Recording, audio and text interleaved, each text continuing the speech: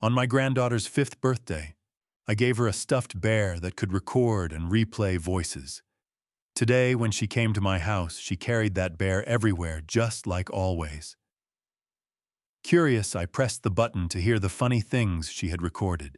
But instead of my granddaughter's laughter, I heard my daughter's voice and her husband's whispering through the speaker. I froze in place, and what I heard next sent a chill down my spine.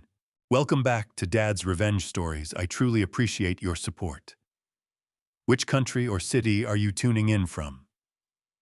Let me know in the comments. Quick note, this story contains dramatized details added for entertainment and educational purposes. Any resemblance to actual people or settings is coincidental, yet the underlying message is designed to protect and empower you. I built this house with my own 2 hands. That is not a figure of speech.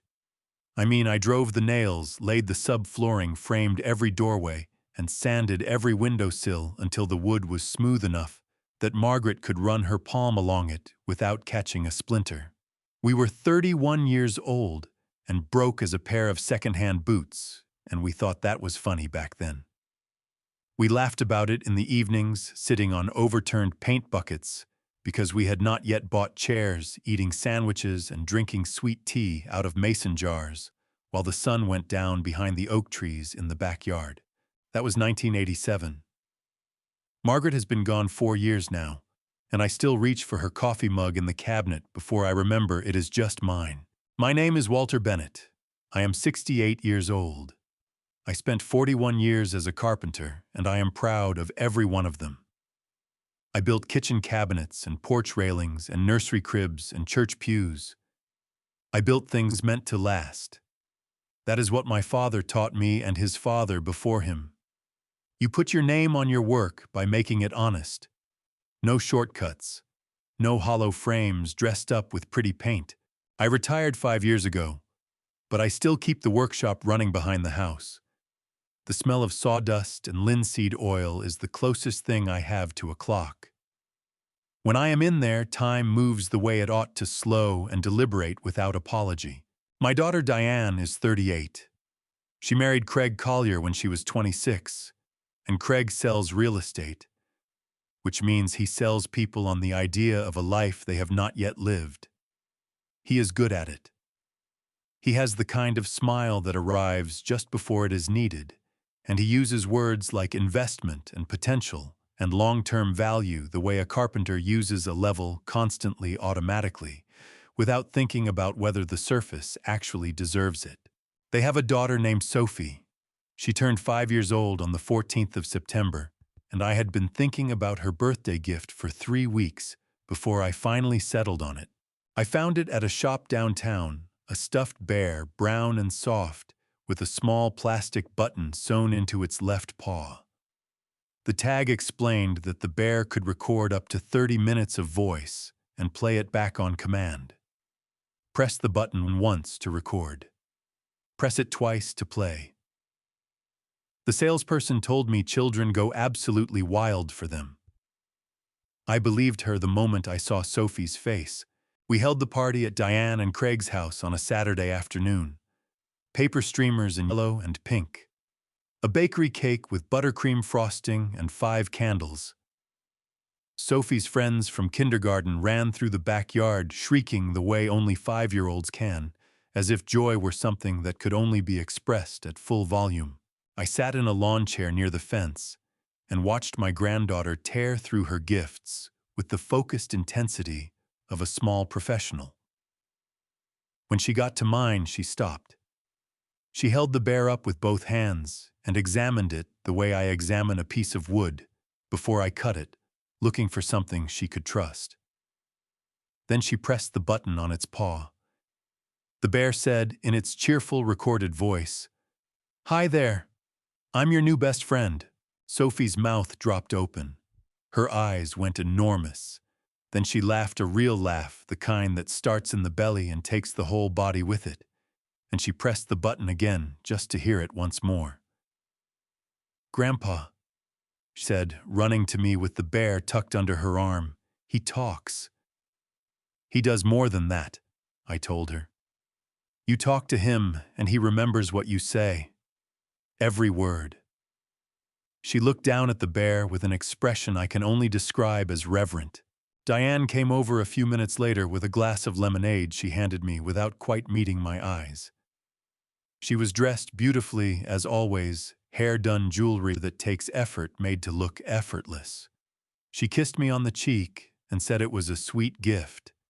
And then Craig appeared beside her and shook my hand and said the same thing, and I noticed they were standing the way people stand when they are performing being somewhere rather than actually being there.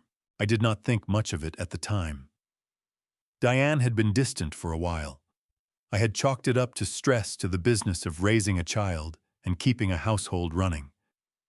Craig always carried that particular brand of politeness that has no warmth underneath it, the kind that makes you feel handled rather than welcomed.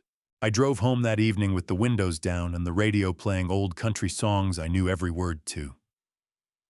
The oak trees were starting to turn at the edges, that first hint of copper that comes in September before the real color arrives. I pulled into my driveway, sat for a moment looking at the front porch I had rebuilt the summer after Margaret died, because I needed something to do with my hands. And I felt in the way you feel things when you are older and have learned not to ignore them that something was not quite right. I told myself I was tired. I told myself it was nothing. 3 days later, Sophie came to spend the afternoon. She brought the bear. She always brought the bear now tucked under her arm when she walked up the porch steps, set carefully on the kitchen table while we made grilled cheese sandwiches propped against the arm of the sofa while she showed me the drawings she had done at school. At some point that afternoon, while I was in the workshop, showing her how to sand a piece of pine along the grain, she left the bear in the living room. I did not think anything of it. When I walked her back to Diane's car at the end of the afternoon and watched them drive away, I went inside and found the bear sitting on the sofa cushion, its small button glowing faintly orange. The recording light. Someone had pressed the button. Probably Sophie, the way she pressed every button she came across. I picked the bear up, intending to switch it off, and my thumb found the wrong button entirely. The playback started. The first voice I heard was Sophie's, bright and sweet, telling the bear that grilled cheese was her favorite food and that Grandpa let her use the real sandpaper. I smiled at that. Then came the sound of small feet running down the hall, and Sophie's voice faded, and there was a silence. And then there were 2 other voices. I did not move. I did not breathe. I stood in the middle of my living room, in the house I built with my own hands, and I listened to my daughter and her husband talk about me like I was a problem they had not yet solved. Sophie had been coming to my house every Thursday afternoon since she was old enough to climb the porch steps without holding my hand. That was our arrangement, mine and Diane's back, when arrangements between us were still made with warmth instead of scheduling. Diane would drop Sophie off at 2:30, and I would have the afternoon. We would do whatever Sophie decided, which changed week to week, with the absolute authority of a 5-year-old who has given the matter serious thought. Some Thursdays it was the workshop where she would sit on the tall stool and watch me plane a board while I explained what I was doing and why. Some Thursdays it was the garden where we dug for worms with the same small trowel Margaret used to use for her tomatoes. Some Thursdays it was the kitchen table with crayons and construction paper, Sophie narrating elaborate stories about the pictures she was drawing while I sat across from her and pretended to understand the plot. I lived for those Thursday afternoons. I want to say that plainly because it matters. The Thursday that changed everything started like any other. Sophie came through the front door, dragging her backpack with one hand and clutching the brown bear with the other, the way she had every week since her birthday. She had named him Biscuit. I do not know why. When I asked her, she looked at me like the question did not deserve an answer and said, "Because that's his name, Grandpa." Fair enough. She dropped her backpack by the door, set Biscuit carefully on the arm of the sofa, always the same spot, left arm facing the room, and announced that today we were going to make grilled cheese sandwiches and then go to the workshop because she wanted to learn about the router. The router, I said. You know what a router does. It makes the edges fancy, she said with complete confidence. I laughed out loud at that. She was not wrong. We made sandwiches. Sophie stood on the step stool beside me at the stove, watching the butter melt in the pan with the focused attention she gave to everything she considered important. She pressed the bear's button twice before we started, spoke directly into its ear. We are making lunch now, Biscuit. Pay attention, and set him back on the sofa arm. That was the thing about Sophie and that bear. She treated it like a witness. Every few minutes she would cross the room, press the button, report something, and press it again. The cheese is melting. Grandpa says don't touch the pan. I think Biscuit is hungry. The bear's little recording light blinked orange each time, patient and obedient. I did not understand then what that habit would mean. After lunch, we went to the workshop. I showed her the router, explained that it spins a small blade at high speed to shape the edge of a board, that you have to keep your fingers clear and move with the grain of the wood, not against it. She listened with her arms crossed and her head tilted, the same posture Margaret used when she was absorbing something she intended to remember. That knocked the breath out of me for a second. The resemblance was sudden and complete, the tilt of the head, the set of the jaw, the eyes steady and serious. You okay, Grandpa? Sophie asked. Fine, I said. Just thinking about your grandmother. Sophie nodded slowly. Grandma Margaret made good cookies. She made everything good, I said. Sophie reached over and patted my hand twice firmly, like she was testing that I was solid. Then she pointed at the router and said, "Show me again." So I showed her again. Around 4 o'clock, Diane pulled into the driveway. I watched from the workshop doorway as Sophie ran across the yard, backpack, bouncing bear tucked under her arm. Diane got out of the car, crouched down, and Sophie threw herself into her mother. I felt about Diane and Craig watching my daughter hold my granddaughter made something complicated move through my chest. Love and grief, and something I had not yet named, pressing together in a space too small for all of them. Diane looked up and waved at me from the driveway. I raised a hand back. She did not walk over. She used to walk over. When their car turned out of the street, I went back inside. The living room was quiet in the way rooms get when a child has just left them, a little too still, the air still carrying the trace of something lively that is now gone. Sophie's crayon box sat on the coffee table. She had left a drawing, too, a house with enormous windows, and a figure in the yard I assumed was supposed to be me, based on the generous interpretation of the proportions. I picked up the drawing, and that is when I noticed Biscuit, still on the arm of the sofa, left side facing the room. Sophie had forgotten him. The recording light was glowing orange. My first thought was to switch it off, return it to Sophie on Sunday, when I was supposed to pick her up from Diane's. My second thought was that I would send Diane a message letting her know I had the bear. My hand reached for the button on the bear's paw, and I pressed it, meaning to stop the recording. I pressed the wrong button. The playback began. Sophie's voice came first, sweet and bright, telling Biscuit about the router and the fancy edges. Then the sound of small feet running. Then the workshop door closing in the background. Then silence, not long, maybe 30 seconds, and then two voices I knew better than almost any other voices in the world. Diane's and Craig's. They must have come inside while Sophie and I were in the workshop. They must have stood in my living room, no more than 20 feet from where I was now standing, and talked with the comfortable ease of people who believe they are completely alone.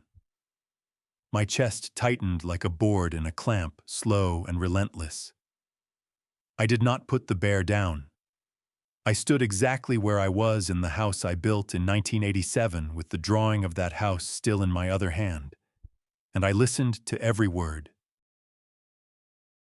Diane's voice came through the speaker, the way voices sound when people believe no one is listening, loose and unguarded, without the careful edges she used around me. I don't know why you keep pushing this, Craig. The timing isn't right. The timing is exactly right. Craig's voice was lower, more controlled, the voice he used when he was selling something. Your father is 68 years old, living alone in a 4-bedroom house on nearly an acre of land. You know what that property is worth right now in this market? A pause. Then Diane quieter. That's his home. It's also $870,000 sitting there doing nothing. Craig did not raise his voice. He never needed to. Listen to me. We have a window here and it is closing. The Hendricks deal fell through. The Palmetto project is hemorrhaging money faster than I can manage it. If we don't find a solution in the next 60 days, the bank is going to start making decisions for us. Is that what you want? Of course that's not what I want. Then stop acting like this is something we can keep putting off. His voice dropped another register, smooth and deliberate. Your father lives alone. He is getting older. Those are facts. We approach this the right way, tell him we're worried. Tell him it's not safe, that we want him close. He loves you, Diane. He trusts you. That's all we need. The silence that followed lasted long enough that I counted my own heartbeats. 7, 8, 9. And the house? Diane asked.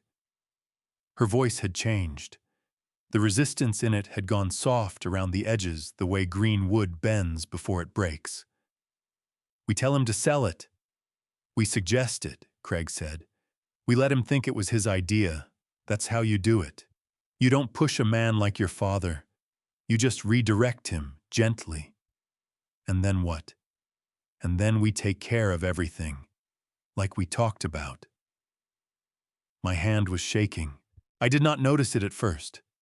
I was so focused on the words coming out of that small plastic speaker that my body was operating independently the way it does in shock. But when I finally looked down, I saw that my right hand, the one holding the bear, was trembling badly enough that the bear's fur was shivering against my fingers, and the drawing Sophie had left me was crumpled in my left fist. Without my realizing, I had squeezed it. I made myself set the bear down on the coffee table. I made myself open my left hand and smooth the drawing against my thigh. Sophie's enormous windowed house looked up at me from the paper, cheerful and lopsided and completely unaware. I sat down on the sofa because my legs told me it was time. $870,000. The Hendricks deal. The Palmetto project. Words that meant Craig's world was on fire, and he had decided to use my home to put it out. I sat with that for a long moment, turning it over, the way I turn a piece of wood in my hands, before I cut it, looking at the grain, feeling for the weak spots. Then I pressed the button again. There was more. She needs to stop coming over here so much, Craig said, and it took me a full 2 seconds to understand he was talking about Sophie. The more attached she gets to him, the harder this becomes. She loves her grandfather. Diane's voice was flat. I know that. I'm not saying she can't see him. I'm saying we manage it, less frequent. And when she does visit, we make sure she's not filling his head with things. Kids talk, Diane. She tells him things. She's 5 years old, Craig. Exactly. 5-year-olds repeat everything they hear. You understand what? Another pause. My jaw was clenched so tightly I could feel it in my back teeth. What about the other thing? Diane asked. The facility you found. Meadow Creek. Craig's voice carried a tone I recognized, the tone of a man describing a transaction that has already been decided. It's about 3 hours out. The monthly rate is $6,500. We'd cover it from the sale proceeds. By the time everything clears, we'd have more than enough left over for the relocation. Relocation, Diane repeated. Our relocation. A pause. We have been talking about this for 2 years, Diane. This is the path. Your father gets proper care. We get a clean start somewhere else. Nobody loses. I pressed stop. I set the bear down on the coffee table next to Sophie's drawing, and I sat in the house I built in 1987. And I breathed. In through the nose, out through the mouth, the way Margaret used to remind me when I was angry and needed to come back to myself. She called it Carpenter's breathing measure, twice cut once, and for God's sake, don't do anything while your hands are still shaking. My hands were still shaking. Meadow Creek, $6,500 a month, 3 hours away. Our relocation. I looked around the room. The bookshelf I had built Margaret for our 20th anniversary. The window seat where she used to read on Sunday mornings with her coffee and the crossword.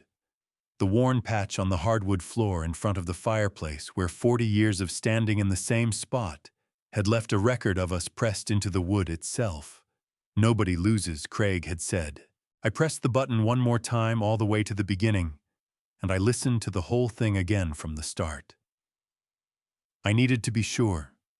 I needed to hear every word a second time so that tomorrow or next week or whenever the moment came, that I might begin to doubt myself, I would know absolutely and without question that I had not imagined this.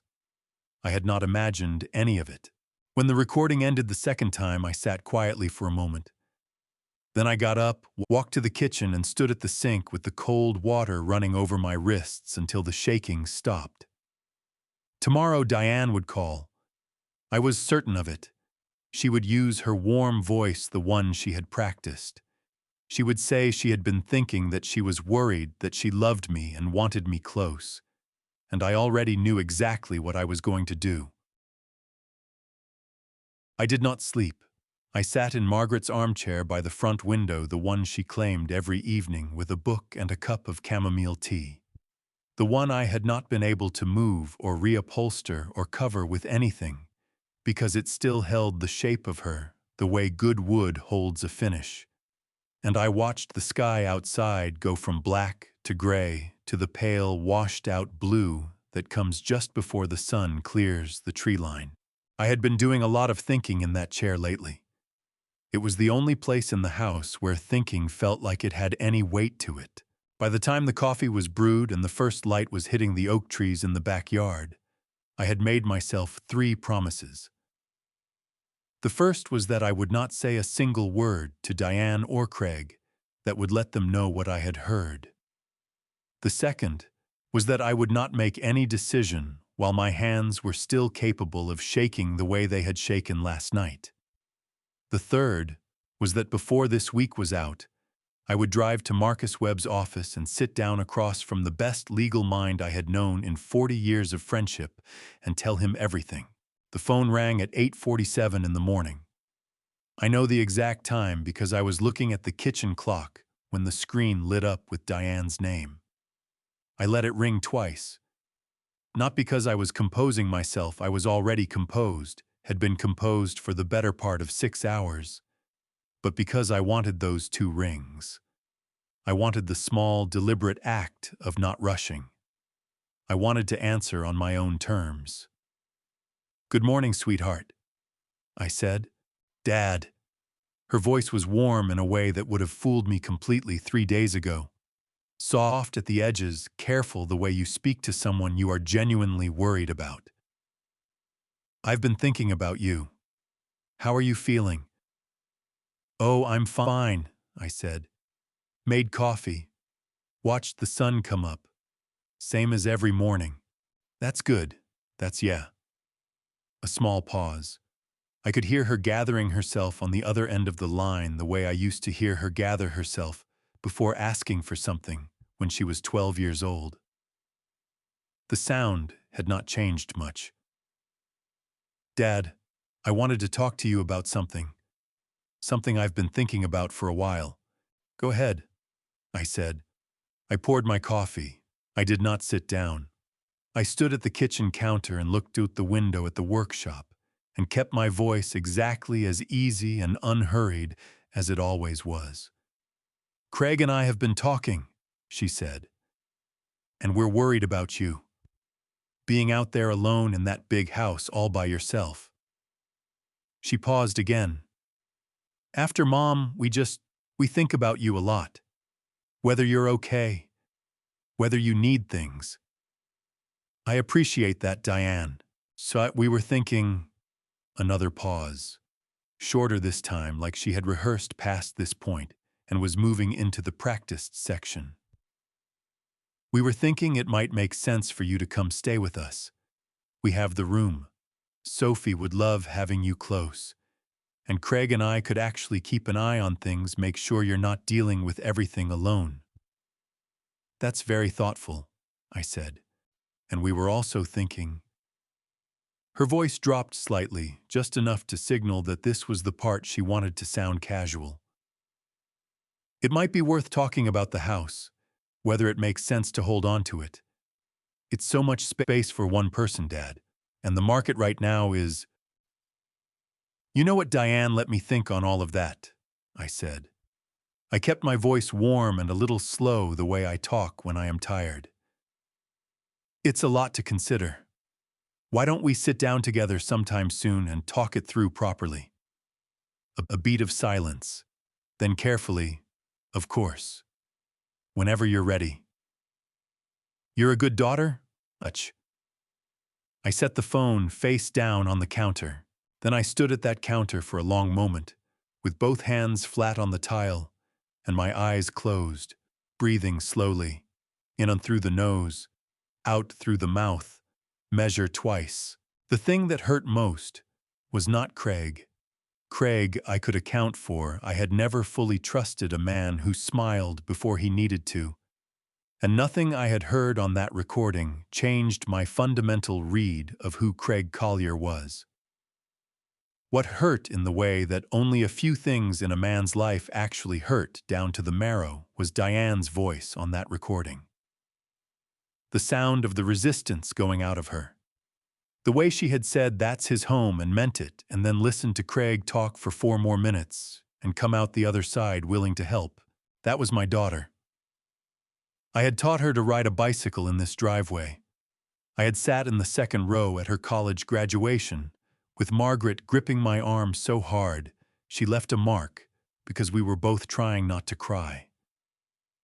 I had walked her down the aisle toward Craig Collier and shaken the man's hand at the reception and meant it when I said welcome to the family. I needed to stop going down that road. It would not help me and it would not help Sophie. I went to the workshop instead. I had a rocking chair commission half finished on the bench, a birthday gift someone had ordered for their mother, maple wood spindle back, and I spent 3 hours on it without stopping. My hands remembered what to do even when my head was somewhere else entirely. That had always been the mercy of working with wood. It demanded your full attention without requiring your full heart. By noon I had made my decision. I washed my hands at the workshop sink, dried them on the hanging cloth, and walked back inside to find my keys. Marcus Webb's office was 20 minutes across town. He kept Thursday and Friday afternoons for existing clients, people he had known long enough that he did not make them wait. I had known Marcus Webb for 41 years. I was not going to wait. I picked up my keys from the hook by the door.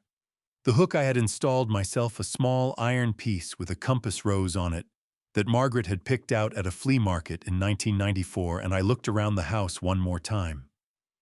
The bookshelf, the window seat, the worn patch on the floor. "Nobody loses," Craig had said. I walked out the front door and pulled it shut behind me. Marcus Webb's office was on Carteret Street above a hardware store that had been there since before either of us was born.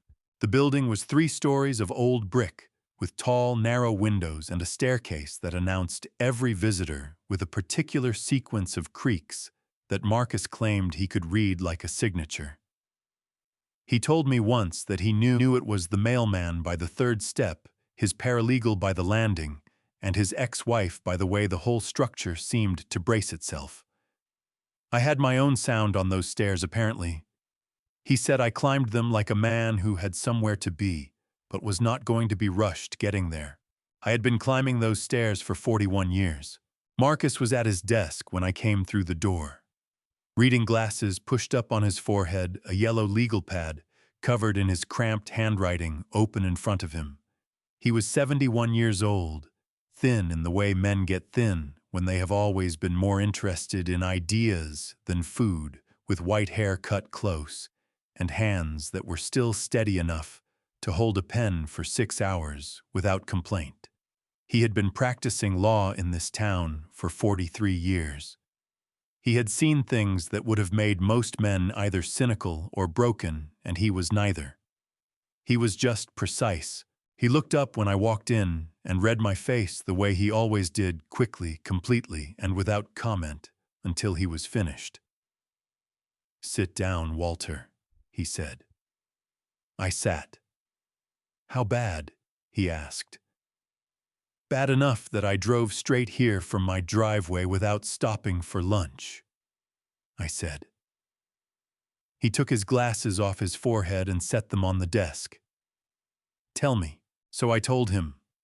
I told him everything: the bear, the recording, the conversation between Diane and Craig Meadow Creek, the relocation, the 60 days Craig had mentioned before the bank started making decisions. I told him about Diane's phone call that morning, the warm, practiced voice, the gentle suggestion about the house that was supposed to sound spontaneous. I talked for 20 minutes without stopping, the way you can only talk to someone who has known you long enough that you do not have to explain the background of anything. When I finished, Marcus did not say anything right away. He picked up his pen and turned it end over end 3 times, which was what he did when he was organizing his thoughts into the right order. Then he set the pen down parallel to the legal pad, which meant he was ready. "You brought the recording," he said.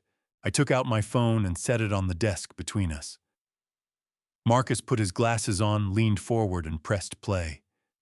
He listened to the whole thing without moving. When it finished, he pressed play again and listened a second time. His face did not change during either playback, but I watched his pen hand and saw the fingers tighten around it on the second pass at the part where Craig said, "We let him think it was his idea." "Send that to me right now," he said, "and to yourself. 2 different accounts." "Already done," I said. "Last night. And there is a copy on a flash drive in my workshop in the locked drawer under the bench."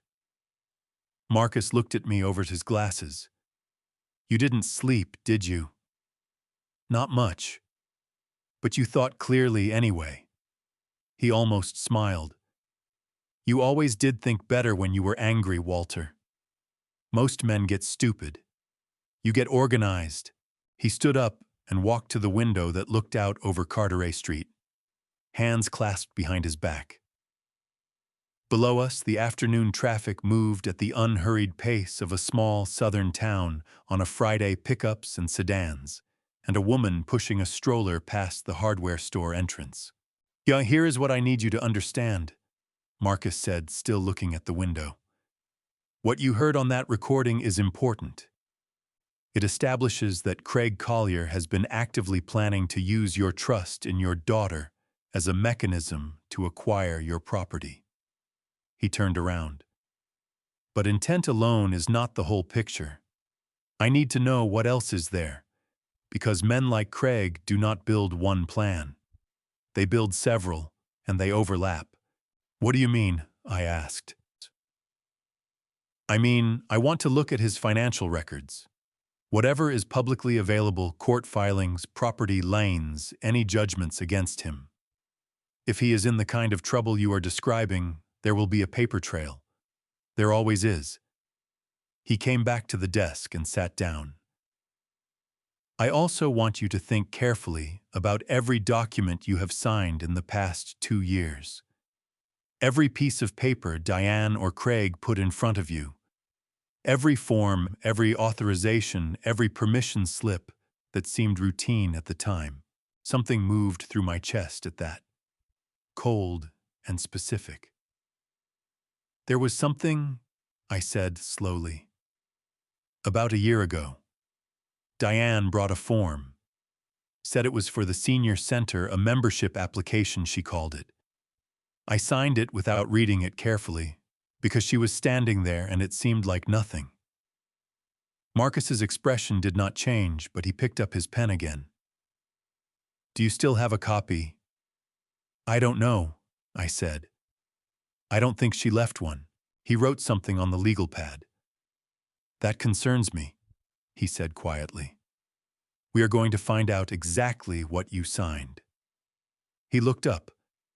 Walter, I need you to go home, act completely normal, and give me 1 week. Can you do that? I have been acting normal for 30 years around people who did not deserve it, I said. 1 week is nothing. Marcus nodded slowly. Good. He stood and extended his hand across the desk.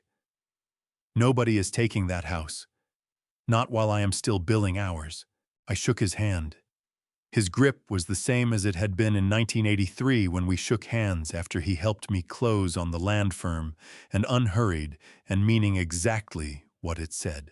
Walking back down those creaking stairs, I felt something I had not felt since Thursday evening, when I had stood in my living room with a stuffed bear in one hand and a child's drawing in the other. I felt like I was not alone in this. The week Marcus asked for was the longest week I had passed since the one after Margaret died. I kept to my routines the way a man keeps to a handhold on a ledge. Not because the handhold is comfortable, but because letting go is not an option. I was in the workshop by 7 every morning. I ate lunch at the kitchen table. I returned Diane's texts with the same unhurried warmth I had always used, the one-sentence replies that said I am fine without inviting further conversation. She sent 3 messages that week, each one slightly more pointed than the last, asking if I had given any more thought to their offer. I told her I was thinking on it. I was thinking on a great many things.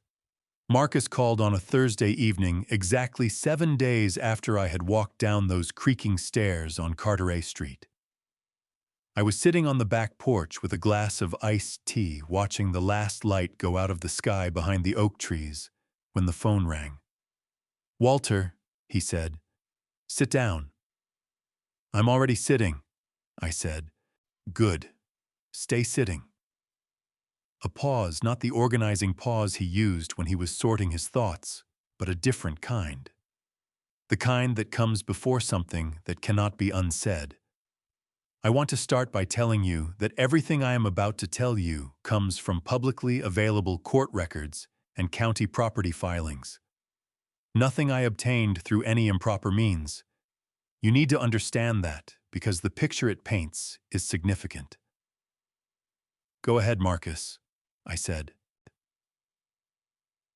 Craig Collier has 3 active judgments against him in the county court system, Marcus said. 2 from subcontractors on a development project called Palmetto Ridge that stalled out 14 months ago. 1 from a private lender on a separate venture called the Hendricks Crossing Project. Combined outstanding amount across all 3 judgments is just over $430,000. I set my iced tea down on the porch railing. The bank holding his primary business loan has filed a notice of default, Marcus continued. That is a public document, Walter. Anyone can look it up. It means Craig has missed enough payments that the bank has formally notified him they intend to pursue collection. He has at most 60 to 90 days before that process accelerates significantly. 60 days. The same number Craig had used on that recording. Before the bank starts making decisions for us. He knew exactly how much time he had left, I said. He did, Marcus said. And here is what I want you to understand about the timing. Your property at current market valuation is worth between $850,000 and $890,000. After paying off the 3 judgments and the banknote, Craig would clear somewhere between $350,000 and $400,000 from a sale of your home. That is not a coincidence, Walter. That number is precisely what he needs to make his problems disappear. The oak trees had gone dark against the sky. Somewhere in the neighborhood, a dog was barking at something it could not see. There is more, Marcus said. Tell me. I contacted a colleague at the county clerk's office, completely routine public record request, and I asked her to pull any power of attorney filings associated with your name and address in the past 24 months. He paused. Walter, there is a financial power of attorney on file, executed 14 months ago. It grants Craig Collier broad authority to act on your behalf in financial matters, including real estate transactions. The porch railing was cold under my hand. I had not noticed I was gripping it. I never signed a power of attorney, I said. My voice. I know, Marcus said. I have a copy in front of me. I have compared the signature on this document to 3 other signatures of yours. I have on file from legitimate transactions we conducted together, going back to 1991. Walter, the signatures do not match. The letter forms are different. The pressure pattern is different. Whoever signed this document, it was not you. I stood up from the porch chair without deciding to stand. My body just rose the way it does when something hits the part of the brain that handles danger before the thinking part catches up. I walked to the porch railing and put both hands on it and looked out at the dark yard. The membership form, I said. The senior center application. So almost certainly, Marcus said. Whatever Diane put in front of you to sign it was not what she told you it was. Craig used that document to transfer your utility accounts into his name, which means he has been legally positioned using your forged signature to control the basic services of your home for over a year. The lights in my workshop were still on. I had left them burning when I came in for supper. Through the small window, I could see the rocking chair on the bench, half finished, the maple wood pale and clean in the fluorescent light. I had built things in that workshop for 40 years. I had never once put my name on work that was not honest. Marcus, I said. What do we do? We document everything, he said. I am having the signature professionally analyzed by a forensic document examiner that is standard procedure in cases involving disputed signatures, and her findings will be admissible in any civil proceeding. I am also preparing a formal demand letter that will go out the moment you give me authorization. He paused. But Walter, I need to ask you something, and I need you to answer it carefully. Ask, I said. The money from Margaret's life insurance policy, after she passed, do you know specifically how those funds were disbursed? Who handled the paperwork, whether a separate account was opened, and who had access to it? Something went through me then that I do not have a clean word for. Not anger, not grief. Something older and heavier than either one, the feeling of a man standing on ground he thought was solid, and discovering the settling has been going on underneath him for years without his knowledge. Diane handled it, I said slowly. She said she would take care of everything. I was not in any condition to. I stopped. Started again. I trusted her with it, Marcus. I trusted her completely. The silence on the line lasted exactly long enough for both of us to understand what that meant.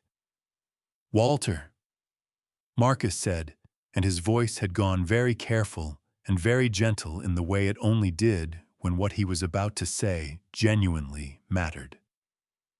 I think you should come back to my office tomorrow morning, and I think you should bring every document you have related to Margaret's estate.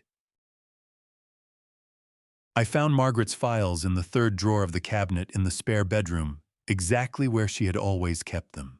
She was the organized one.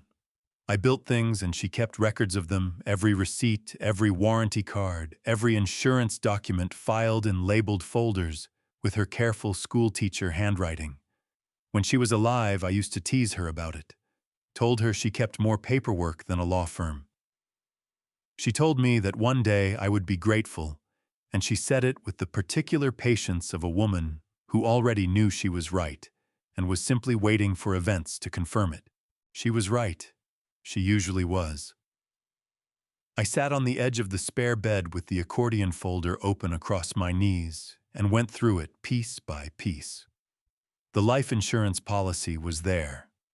Northwestern Mutual, a $200,000 term policy Margaret had carried for 22 years, paid out of her own salary because she said she wanted to know it was handled and not dependent on whether I remembered to write the check.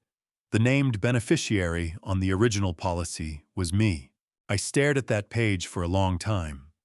Then I found the amendment, filed 18 months before Margaret died, changing the designated beneficiary from Walter James Bennett to Diane Marie Bennett Collier. Margaret's signature on the amendment looked right to me. I had seen her handwriting my entire adult life, but I had no memory of discussing this change with her. None at all. I put the papers in a folder, drove to Marcus's office, and climbed those stairs without counting the creaks.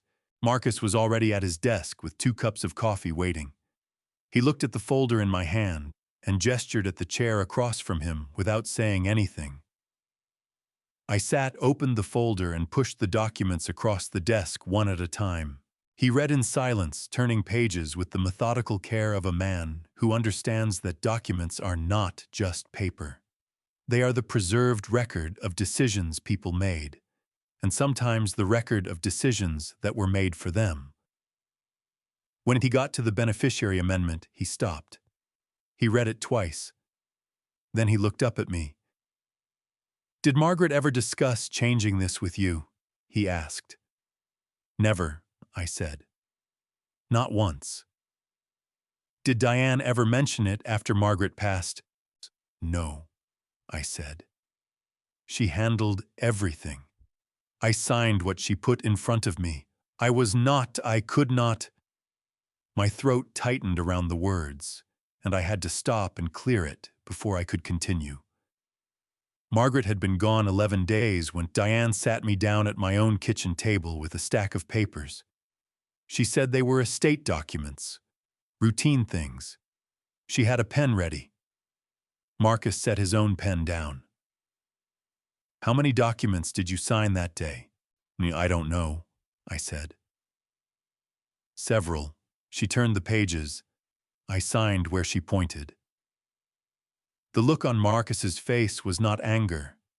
It was something more controlled than anger, more purposeful, the expression of a man cataloging a wrong with the intention of addressing it through precise and methodical means.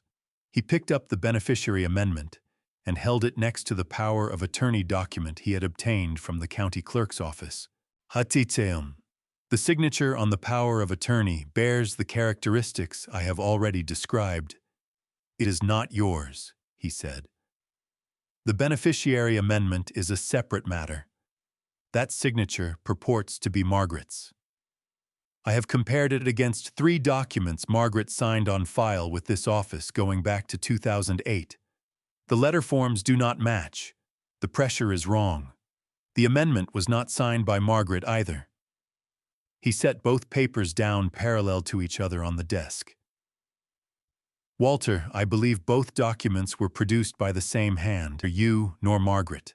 He set both papers down parallel to each other on the desk. "Walter, are you following what I am telling you?" "I am following every word," I said. "Diane did not just forge a power of attorney to control your utilities," Marcus said.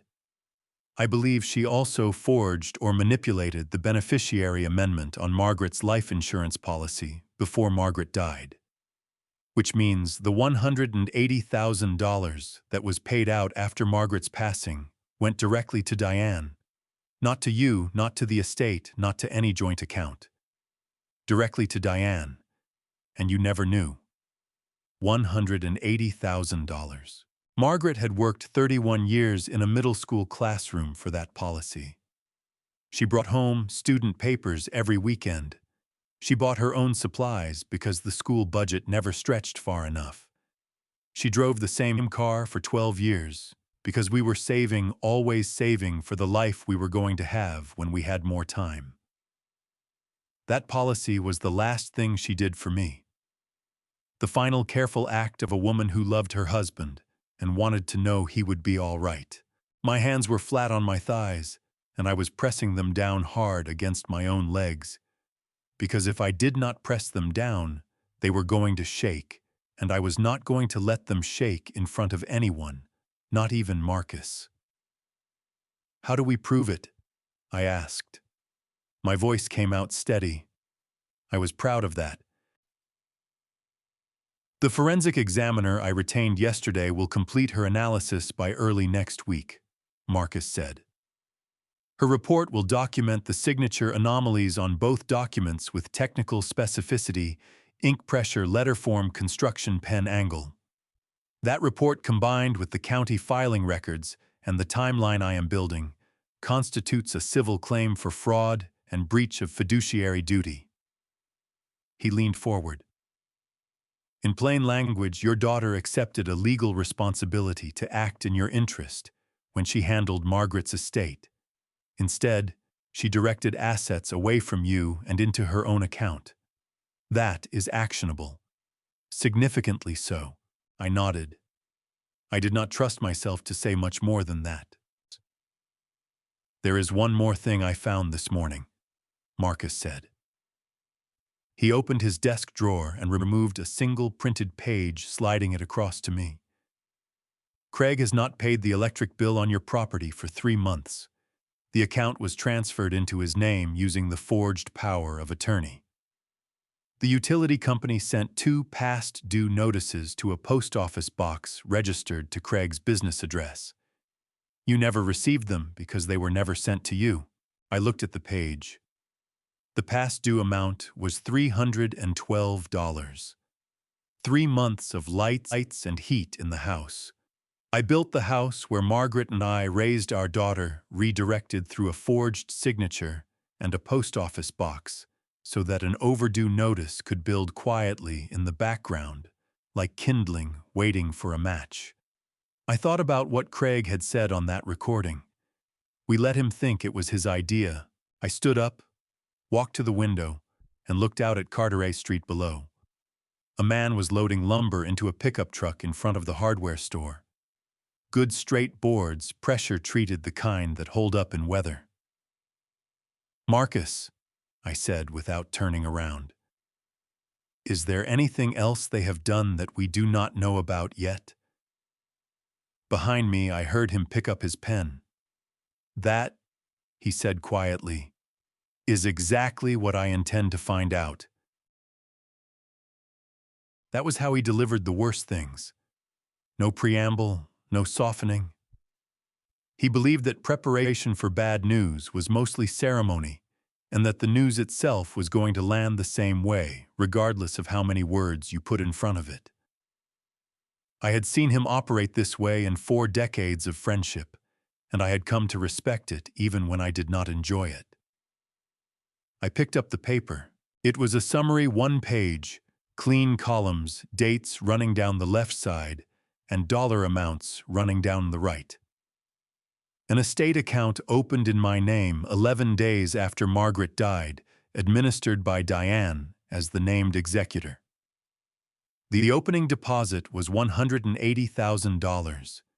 The insurance payout arriving exactly as it should have, going exactly where it should not have gone. What followed was 11 withdrawals over 8 months. $15,000, $20,000, $12,500. The amounts varied, but the pattern did not: each withdrawal made by Diane using her executor authority. each one transferred to a personal checking account registered in her name alone. By the end of the 8th month, the balance was $417. I set the paper back down on the desk. She emptied it, I said. Completely, Marcus said. The account was closed 3 weeks after the final withdrawal. By that point, you had already signed, or someone had signed on your behalf, the closure paperwork. I looked at the window. The morning light was coming in at a low angle the way it does in October, throwing long rectangles of yellow across the floor of Marcus's office.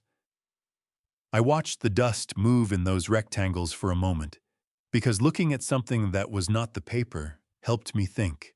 Margaret had taken a second job the year Diane was in middle school. She tutored students after school 3 afternoons a week for $11 an hour because we were trying to pay down the second mortgage faster. She came home on those evenings with her feet hurting and her voice half gone from a full day of teaching, followed by 2 hours of one-on-one instruction, and she never once complained about it. Not once. I used to have a hot meal ready for her on tutor nights. It was the least I could do, and I knew it. She paid that life insurance premium for 22 years. $212 a month every month out of her own account. I offered to take it over twice, and she declined both times. She said it was hers to manage. She said she wanted to know it was done. $180,000. The compressed sum of 31 years of teaching and tutoring and careful living paid out in the worst 11 days of my life, and gone within 8 months into an account I did not know existed. Walter. Marcus's voice was quiet. I need to ask you something directly, and I need you to answer it the same way. Go ahead, I said. My voice had gone to a place I did not entirely recognize, flat and very controlled, the voice of a man operating from somewhere below feeling. Did Margaret ever discuss changing her beneficiary designation with you at any point in any conversation, even in passing? No, I said. Did she ever express any intention to leave the insurance proceeds specifically to Diane rather than to you? Chokiko, I said. Margaret was precise about her intentions. If she had wanted to change that designation, she would have told me. She would have explained her reasoning. That is who she was. Marcus nodded slowly. Then I believe what the evidence strongly suggests is this: the beneficiary amendment was not made by Margaret. It was made sometime in the 2 years before her death. Diane had access to Margaret's personal documents and financial accounts, possibly under the pretense of helping with household management, while Margaret was ill. He paused. Margaret's final 2 years were difficult. She had lupus, I said. The last 18 months were very hard. Diane helped manage the household during that period. She did. She was here often. She said she wanted to help. Something sharp moved through my chest when I said it. The word help sitting wrong in my mouth, now rearranged by what I now knew into something that did not resemble help at all. She had access to the filing cabinet. She knew where Margaret kept everything. Marcus wrote something on his legal pad. The forensic examiner will look at the beneficiary amendment alongside the power of attorney, he said. If the same hand produced both documents, that finding will apply to both claims simultaneously. He set the pen down. Walter, I want you to understand the legal weight of what I am describing. What Diane did with that estate account is called conversion, the wrongful taking of another person's property. Combined with the forged documents, we are looking at civil fraud, breach of fiduciary duty as executor, and conversion of estate assets. These are serious claims with serious remedies. How serious? I asked. The $180,000 is recoverable, Marcus said, with interest calculated from the date of each withdrawal. Additionally, Because the conduct involved the exploitation of a fiduciary position, Diane was legally obligated to act in your interest as executor, not her own. A court can award punitive damages above and beyond the actual amount. He looked at me steadily. In plain terms, Walter, she does not just owe you what she took. She may owe you considerably more. I heard him. I understood every word. But the part of my mind that was occupied with dollar amounts and legal remedies was a smaller part than the part that kept returning to a Tuesday evening in February.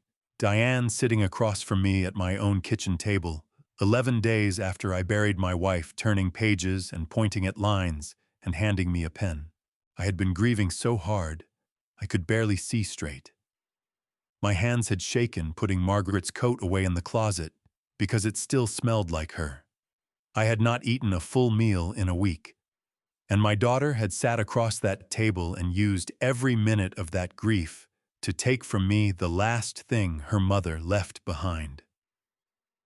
Marcus, I said. Yes. Margaret worked her entire life for that money. I know she did, he said. She never spent it on herself. Not once. It was always for us. For the house, for Diane's college, for whatever came next. My jaw was tight, and I made myself loosen it before I continued. She would have given Diane every penny of it freely if Diane had simply asked. Do you understand what I am telling you? She would have said yes. All Diane had to do was ask. Marcus did not answer right away. He looked at me across the desk with the expression of a man who has seen a great deal of human nature and has long since stopped being surprised by it, but who has not stopped being moved by it either. I know, he said finally. That is the part that cannot be fixed by any court. He was right. We both knew he was right. What do we do next? I asked. Marcus straightened the papers in front of him into a neat stack, tapped the edges even, and set them to one side. It was the gesture he used when one chapter of a problem was fully understood and it was time to move to the next. Tomorrow, he said, I need you to think about Tommy. I drove home from Marcus's office the long way, not because I was lost, but because I needed the time. There is a road that runs out past the old grain elevator and along the back edge of the county fairgrounds before it loops back toward the residential streets. And I have driven it since I was 19 years old whenever I needed to think without arriving anywhere too soon. Margaret used to call it my deliberating road. She said I always came home from it either calmer or more decided, and that both outcomes were useful. I came home from it more decided. Tommy Garrett had been 17 years old when he first knocked on my workshop door. That was 21 years ago, the summer his family moved into the rental house 3 streets over. He had seen me working in the open garage with the door up and walked over without being invited, stood in the doorway watching me joint a board for 10 minutes without saying a word, and then asked if he could learn how to do that. I said yes. I do not know exactly why I was not in the habit of taking on students, but there was something in the way he asked, not entitled, not performative, just honest. He wanted to know how to make a thing correctly, and he thought I could show him. I showed him for 3 summers. By the time he graduated high school, he could read grain-cut dovetails and finish a surface smooth enough to see your reflection in. He went to a trade program instead of college, which his parents considered a disappointment and which I considered the most sensible decision a young man could make if his hands were as capable as his were. He had his own shop now, 12 years in with 2 employees and more work than he could schedule. I was proud of him, the way I was proud of a good piece of work, quietly and completely. He answered on the second ring. Mr. Bennett, he said.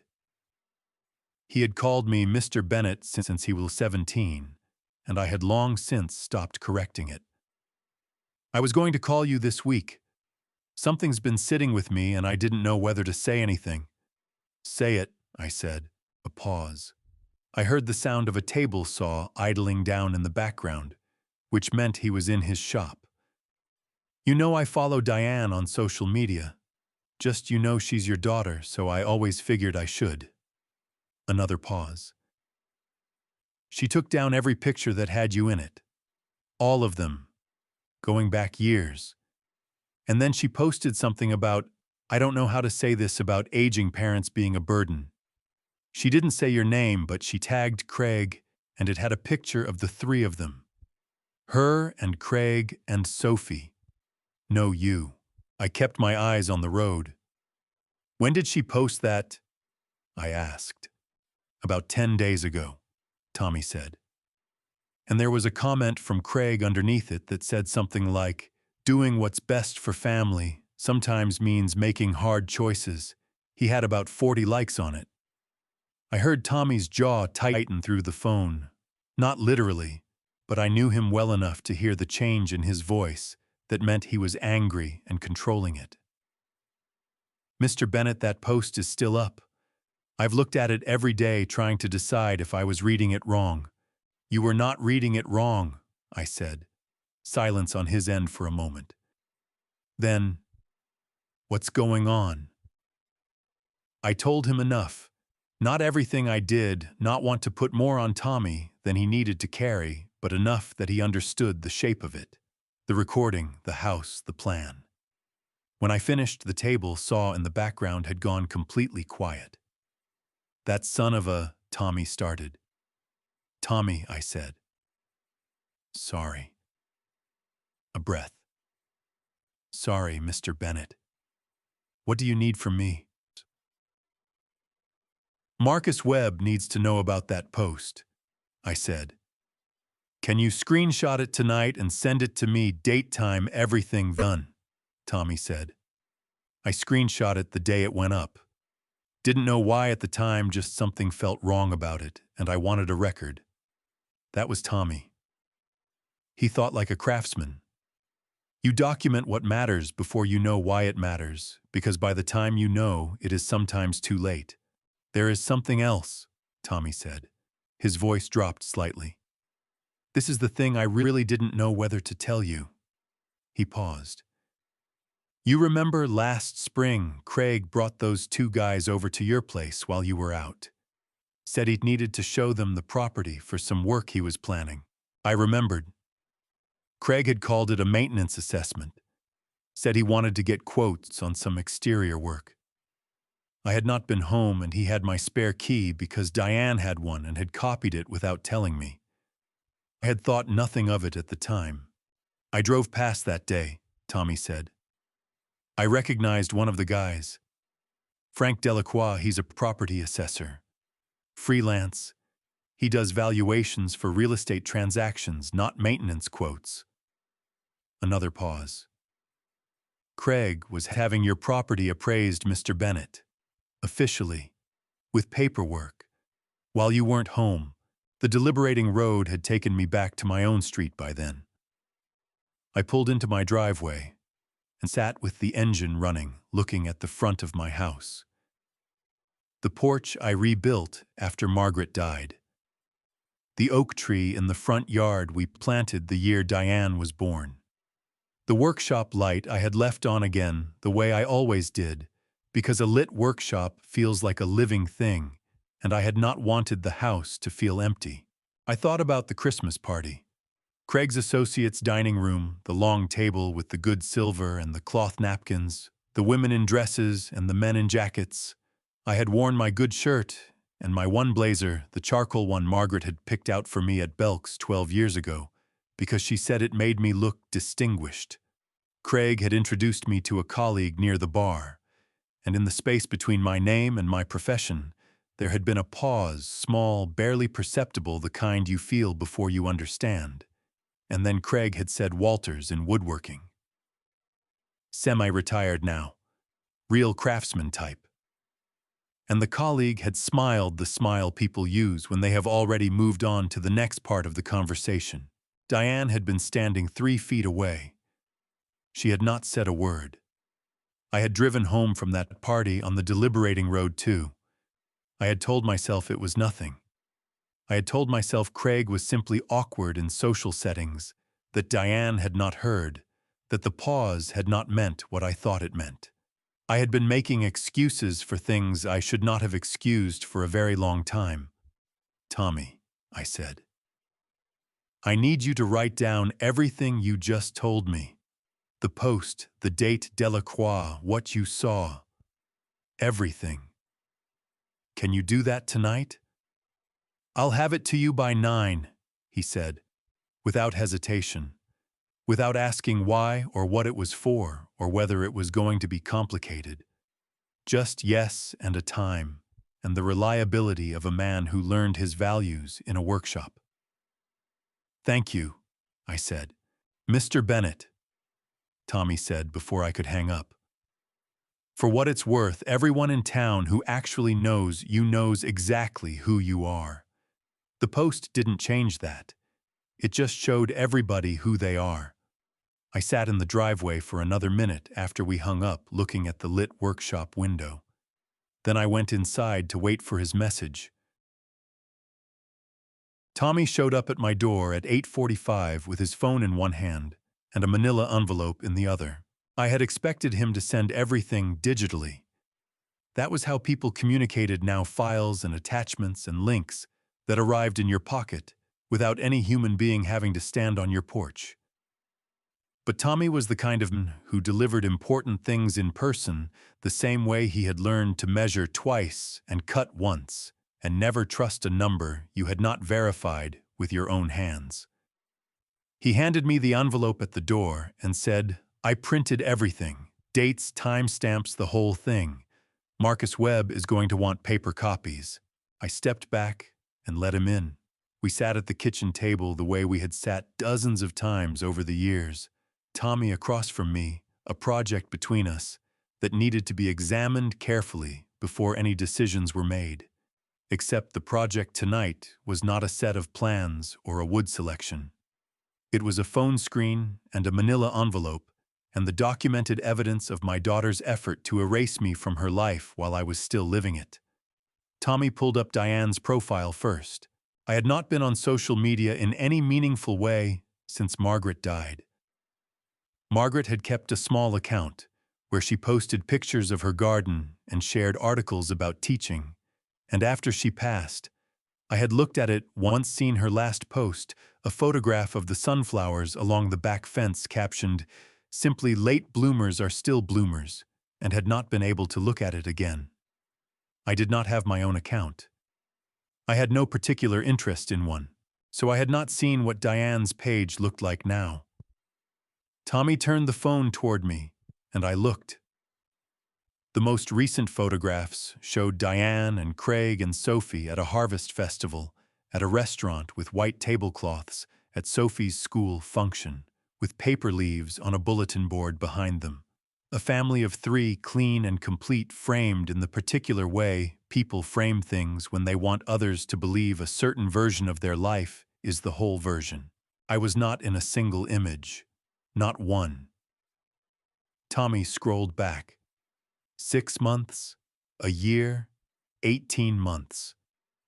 Photographs I remembered being present for Sophie's 4th birthday party in my backyard, a summer cookout, where I had grilled ribs for 11 people. Thanksgiving the year before last at Diane and Craig's house, where I had brought the cornbread dressing Margaret used to make, and Sophie had eaten 3 helpings. In every photograph where I should have been standing, there was a careful crop, a table edge, a close frame, a different angle that placed everyone else in the picture and left just enough negative space to suggest nobody had been removed, that the frame had simply landed that way by chance. It had not landed that way by chance. She went back and recropped old ones, Tommy said. His voice was level, but his right hand, flat on the table beside the phone, was pressing down hard enough that his knuckles had whitened. That takes time, Mr. Bennett. That is not something you do in an afternoon. That is a project. I looked at the Harvest Festival photograph again. Sophie was laughing at something off camera, her mouth open wide, both hands raised. She looked exactly like Margaret laughed, the whole body kind that did not leave anything in reserve. Craig had his arm around Diane's shoulders and was smiling at the camera with the practiced ease of a man who had decided exactly what he wanted the world to see. Then Tommy opened the manila envelope and laid 3 printed pages on the table. The first was a screenshot of the post Marcus had told me about, the one with the caption about aging parents and hard choices. Reading it in print on paper with a timestamp in the corner was different from hearing Tommy describe it over the phone. Diane had written it in the careful plausible deniability, nothing that named me directly, nothing that could not be explained as a general observation about the difficulty of caring for elderly relatives. But the meaning was as clear as a plumb line. Craig's comment underneath read, "Sometimes loving someone means making decisions they can't make for themselves." 43 likes. The second printed page was a screenshot of a comment thread from 2 months prior, in which Diane had responded to a friend's question about her father with the words, "It's a complicated situation. We're doing everything we can. He has good days and bad days. I had not had a bad day. I had not had a complicated situation. I had been in my workshop making a rocking chair for a woman's mother, sleeping 8 hours a night, driving myself wherever I needed to go, and cooking my own meals from scratch 6 days out of 7. Ida, there are 43 people in her friend list who now think you are declining," Tommy said. "People from church, people from the neighborhood, Craig's business contacts." He tapped the second page with one finger. "This is what they have been reading for 2 months." The third page was the property assessment record. Tommy had obtained Frank Delacroix's professional license number, his standard billing rate for residential valuations, and a photograph Tommy had taken from the street that spring, showing Delacroix's truck parked in my driveway, with Craig standing beside it, pointing at the roofline. I studied that photograph for a long time. Craig had his head tilted back, one hand shading his eyes, the confident posture of a man surveying something he has already decided belongs to him. Delacroix stood beside him with a clipboard. They were standing in my driveway in front of my house without my knowledge or permission, conducting a formal appraisal that would be used to establish a sale price for a transaction I had never agreed to. The appraisal report itself," Tommy said. "I couldn't get that. It's private. But the fact that Delacroix was here on that date at Craig's request, that's documented." He tapped the third page. "Marcus can subpoena the report if who needs it." I gathered the 3 pages into a neat stack and squared the edges the way I square lumber before I stack it precisely without rushing, because careless stacking leads to warped results. "Tommy," I said, "I want to ask you something, and I need you to answer it honestly." "Always," he said. "Did you know before the recording, before any of this, did you suspect what they were doing?" Tommy was quiet for a moment.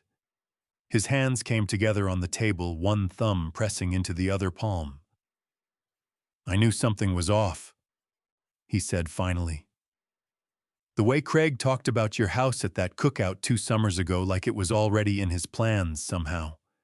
But knowing something is off, and knowing what it actually is." He shook his head. "I should have said something sooner. That's on me." "It is not on you," I said. "It was not yours to carry. It is now," he said. "Whatever you need, Mr. Bennett. I mean that." I looked at this young man across my kitchen table, 21 years from the teenager who had stood in my workshop doorway, wanting to learn how to joint a board correctly, and felt something move through my chest that I did not have a precise name for. Gratitude was part of it. So was the particular pride a man feels when someone he helped shape turns out to be someone worth knowing. "There is one more thing I need you to do," I said, "and it involves Sophie." Tommy leaned back in his chair and crossed his arms when I said Sophie's name, not defensively. The way a man leans back when he is about to give something his full attention and wants to make sure his posture reflects that. He had always listened with his whole body even at 17. It was one of the first things I noticed about him. "Tell me what you need," he said. "Sophie has been asking me questions," I said. "On the phone during her visits. Questions that sound like a 5-year-old being curious, but follow a pattern that a 5-year-old would not come up with on her own." I kept my voice even. "She has asked me 3 times in the past month how big the house is, whether I have a lot of money saved, and whether I ever think about living somewhere smaller." Tommy's jaw tightened. "Diane coached her." "Oh, I believe so," I said. "Sophie does not know what she is doing. She thinks it is conversation. She thinks she is asking because she is interested." I paused. "I need you to understand that when I say this, I am not angry at Sophie. I am not capable of being angry at Sophie. She is 5 years old and she loves her grandfather, and she has no idea that the questions in her mouth were put there by someone else." "I understand," Tommy said quietly. "What I need from you," I said, "is simple. If Sophie says anything to you at the hardware store, at church, anywhere, anything that sounds coached or unusual for her age, I need you to write it down. Date, time, exact words. The same way you documented the post." "Done," Tommy said. He uncrossed his arms and put both hands flat on the table, the posture he used when a plan had been agreed upon, and it was time to move to execution. "What else? I had been holding something back since I sat down, turning it over in my mind, deciding whether to share it. I decided. "Craig has a group text," I said, "with his real estate contacts. 3 or 4 men he went to college with who are now in property and development." I watched Tommy's face. "Do you know anyone in that group?" Tommy was quiet for exactly 3 seconds. "Pete Hargrove," he said. "We went to the same trade program. He went into commercial real estate instead of carpentry. We still have coffee sometimes." A pause. "Why?" "Because Marcus told me Craig has been talking about me in that group," I said. "He did not have specifics yet, but I would like specifics." Tommy picked up his phone, looked at it for a moment, then set it face down on the table. "I am not going to ask Pete to do anything dishonest," he said. It was not a refusal. It was a statement of where the line was. "I am not asking you to," I said. "I am asking you to have coffee with your friend and let the conversation go where it goes. If Craig has been talking, Pete already knows. People talk about what they have heard. That is human nature." Tommy considered that. Then he nodded once. He picked the phone back up, turned it over, and pulled up a screenshot I had not yet seen. He slid it across the table to me without saying anything. First, the way Marcus delivered bad news I noticed, which told me Tommy had learned something from watching careful men operate. I looked at the screen. It was a photograph of Craig's living room, the built-in shelving unit along the north wall, the one I had spent 4 days constructing 18 months ago. Because Craig said he wanted something custom, something that would photograph well for listings. I had used white oak, dovetail joints at every corner, adjustable shelving with brass pins, the kind that last. I had not changed law, and because I had believed at the time that doing things for family was its own reward. The caption Craig had posted in his group read, "New built-ins, courtesy of the father-in-law. Old guy still has his uses. Free labor is the best labor, am I right?" 11 laughing responses. I set the phone down on the table and looked at the wall above Tommy's head for a moment. The kitchen wall where Margaret had hung a wooden sign I made her for our 25th anniversary. The kind of decorative piece I had always privately considered beneath my skill level, but had made anyway because she wanted it, and because making things for Margaret was never beneath anything. Free labor is the best labor. I had built Craig Collier a white oak built-in unit with dovetail joinery that would outlast every piece of furniture he had ever purchased. I had measured his walls myself, sourced the lumber myself, finished the surface to a standard that any furniture maker would have been proud to put their name on. I had done it on a Tuesday and Wednesday and Thursday and Friday in October, driving 40 minutes each way, eating lunch in my truck in his driveway. And he had posted about it to his friends, like I was a service he had found a coupon for. "How long ago was this posted?" I asked. My voice was still even. I was becoming practiced at keeping my voice even. 14 months, Tommy said. "Right around when you finished the work." He paused. "There are more, Mr. Bennett. That is not the only one. Over about 18 months, Craig has mentioned you in that group 4 or 5 times. The shelving. The deck repair at their house. The time you fixed their kitchen cabinets after the hinges failed." Tommy's voice had gone to a careful, deliberate flatness that I recognized as the sound of a man choosing his words very precisely because the words he actually wanted to use were not appropriate for the table. "He refers to you the same way every time.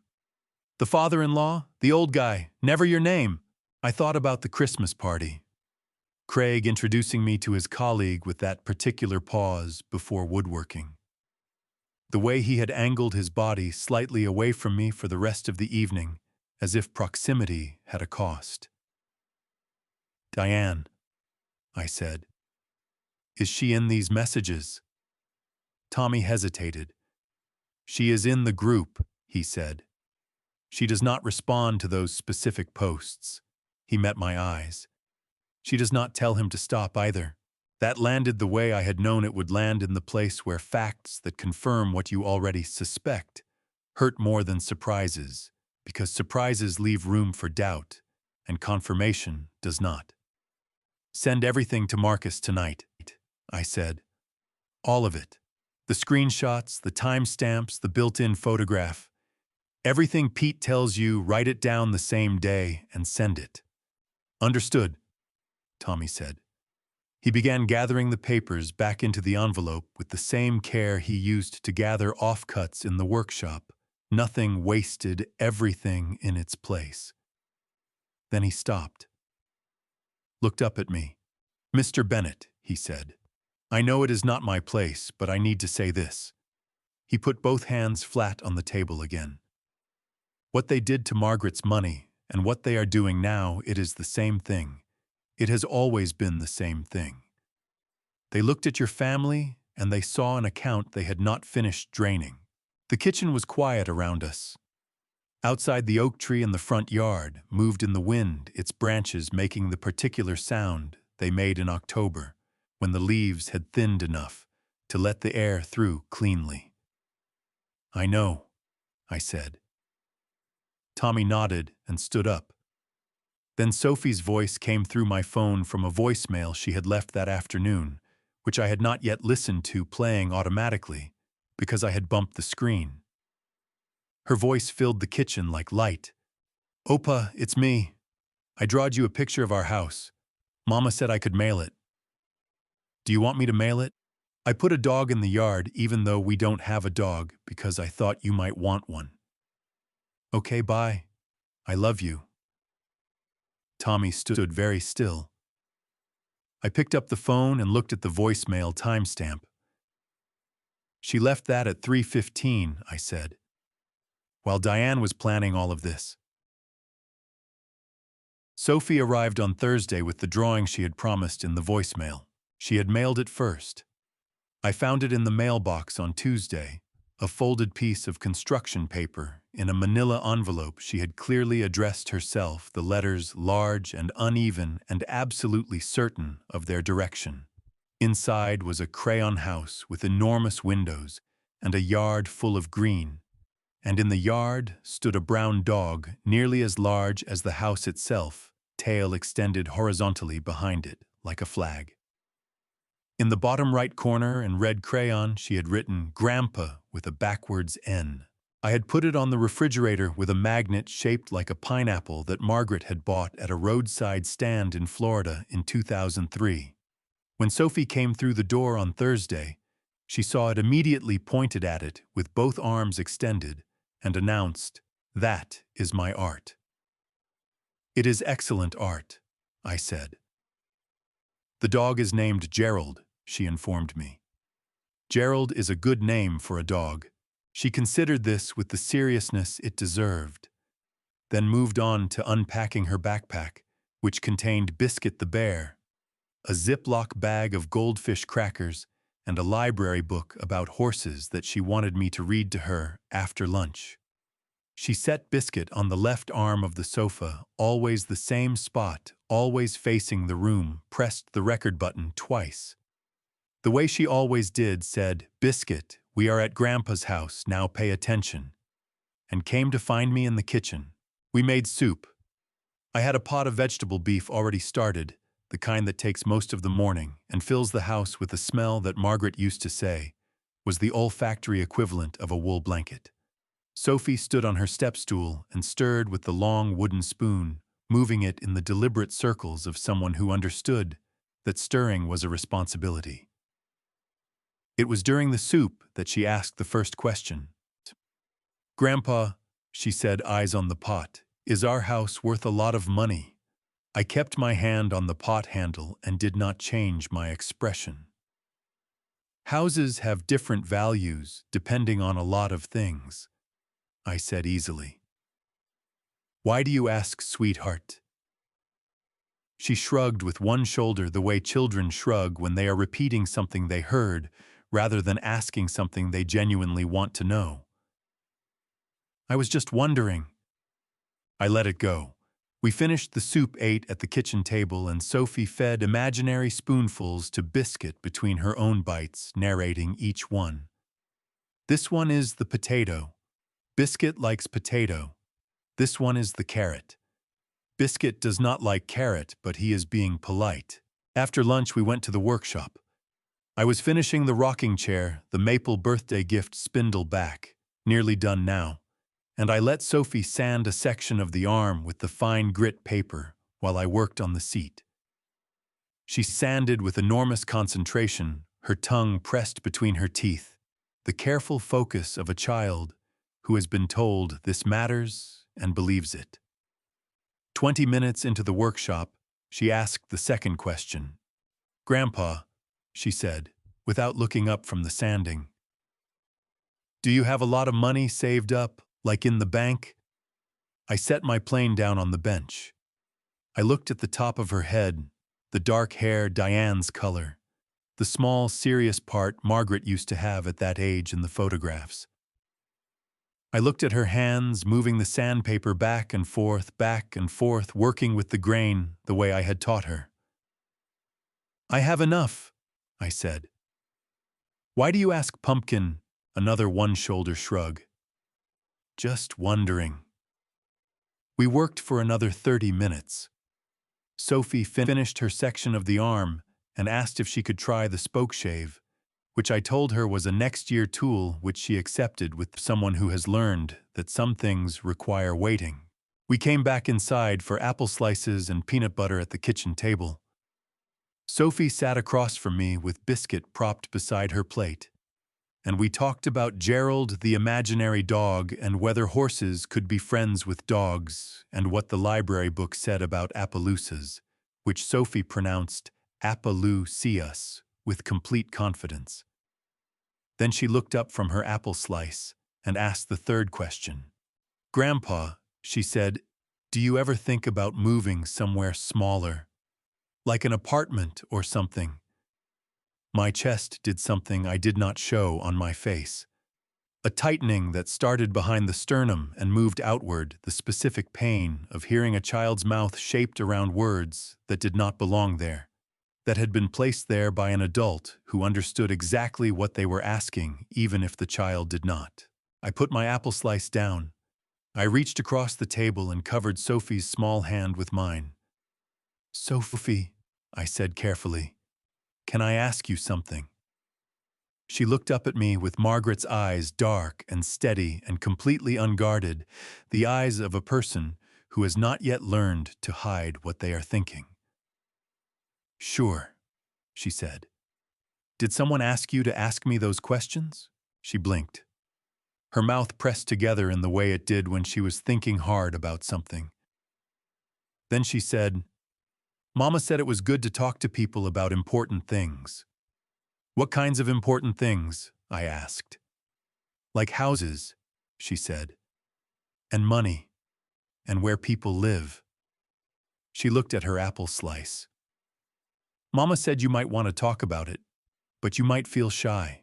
I breathed in slowly through my nose, out through my mouth. The carpenter's breathing that Margaret had named for me 30 years ago. You know what I want to talk about, I said. Sophie looked up. Gerald, I said. I think we need to discuss whether Gerald prefers to sleep inside or outside, because that is a very important decision for a dog. Sophie's face broke open into the whole-body laugh, the Margaret laugh, the one that did not leave anything in reserve. She picked up Biscuit and pressed the record button twice. Biscuit, she announced formally. Grandpa wants to talk about Gerald. I smiled at her across the table. My chest was still tight. My hand out of Sophie's line of sight was pressing flat against my thigh, hard enough to feel the seam of my pants. She had asked 3 questions in one afternoon. All 3 matched the pattern Tommy had described. All 3 had Diane's fingerprints on them, as clearly as a handprint in fresh sawdust. But Sophie did not know that. Sophie was 5 years old, and she loved her grandfather, and she was feeding her stuffed bear imaginary apple slices and telling Biscuit very seriously that Gerald would probably want to sleep inside because outside had bugs. She deserved better than what was being done around her. Later, after Diane picked Sophie up and their car turned out of the street, I stood at the kitchen window for a long time. The drawing on the refrigerator caught my eye. Gerald with his horizontal tail, Grandpa with the backwards N. I took out my phone and sent Marcus a single message. It said 3 questions, same afternoon, all 3 coached. I have a witness. His response came back in 4 minutes. It said, noted, come Friday morning, bring Tommy. Tommy drove separately and arrived at Marcus's office 2 minutes before I did. I found him standing at the bottom of the creaking staircase on Carteret Street. Hands in his jacket's pockets, looking up at the hardware store sign the way he looked at a piece of wood he was about to work, studying it, taking its measure. When he heard my truck pull up, he turned around and waited for me on the sidewalk without saying anything, which was the right thing to do, because there was nothing useful to say on a sidewalk before a meeting like this one. We climbed the stairs together. Marcus was standing when we came in, which he rarely did. He shook Tommy's hand first, then mine, and gestured at the 2 chairs across from his desk. He had a coffee service on the side table, 3 cups already poured, which told me he had been expecting this to take some time. I thank you for coming, Tommy, Marcus said, settling into his chair. Walter has told me a great deal about you. What you have documented over the past week has been genuinely useful to this case. Tommy nodded once. Whatever helps Mr. Bennett. Marcus opened the folder on his desk. It was thicker than the last time I had seen it, considerably thicker, the kind of folder that accumulates weight when someone with 43 years of legal experience has been working a problem with full attention for 2 weeks. I want to go through 2 things this morning, Marcus said. The first involves a facility called Meadow Creek. The second involves travel documents. He looked at me directly. I want you to hear both before you say anything. Can you do that? Yes, I said. He picked up the first document and slid it across the desk. It was an admissions inquiry form from Meadow Creek Residential Care, a private facility located in Harlan County, approximately 3 hours and 20 minutes from my front door by the most direct route. The form was dated 6 weeks prior. The name of the prospective resident was Walter James Bennett. The name of the responsible party filing the inquiry was Craig Douglas Collier, listed with power of attorney authority on file. The monthly rate listed on the form was $6,500. Craig filed this using the forged power of attorney, Marcus said, which means he had already positioned himself on paper to make medical and residential decisions on your behalf before he had even approached you about selling the house. He paused to let that settle. He was not waiting for your agreement, Walter. He was building the infrastructure to act without it. I looked at the form. At my name in the prospective resident field, typed in by someone else's hand, submitted to a facility I had never heard of in a county I had not visited in 20 years. "What is Meadow Creek?" Tommy asked. His voice had gone to that careful flatness again. "Then it is a private residential care facility licensed by the state," Marcus said. "I have obtained its most recent inspection report, which is a public document." He slid a second page across. In the past 18 months, it has received 2 citations from the state health department. One for inadequate staffing ratios, one for delayed response to resident call systems. He looked at Tommy, then at me.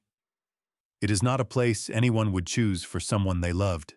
The October light came through Marcus's tall windows at its low angle, the same rectangles of yellow across the floor that I had watched the last time I sat in this office. I kept my eyes on them for a moment and breathed the way Margaret taught me. Sophie's voice came back to me from Thursday afternoon. Her face turned up from the soup pot eyes on the bubbling broth, completely unaware of anything except the stirring. "Grandpa, do you ever think about moving somewhere smaller? Mama said you might feel shy about talking about it." They had already picked the place. They had already filed the paperwork. They had already used a forged signature to give themselves the legal standing to put me there. All that remained was the house sale, and that was the conversation they were now building toward with coached questions from a 5-year-old and tearful phone calls and manufactured concern. "You said there were 2 things," I said. My voice came out level and deliberate, the voice of a man who has decided that falling apart is not an option available to him at this particular moment in time. Marcus picked up the second document. 8 weeks ago, he said, Craig Collier submitted visa applications for himself, Diane, and Sophie at the United States Passport Agency. The applications indicate intent to establish residency in another country. The specific destination is a matter I have asked a colleague to confirm, but the applications themselves are documentable through a contact I have at the federal level. He set the page down. "The timeline is precise, Walter. Craig's banknote deadline is approximately 30 days from now. The Meadow Creek form was filed 6 weeks ago. The visa applications were filed 8 weeks ago." He picked up his pen. "They have been planning this departure for at least 2 months. The sale of your home is the final financial requirement before they leave." Tommy leaned forward in his chair with both forearms on his knees.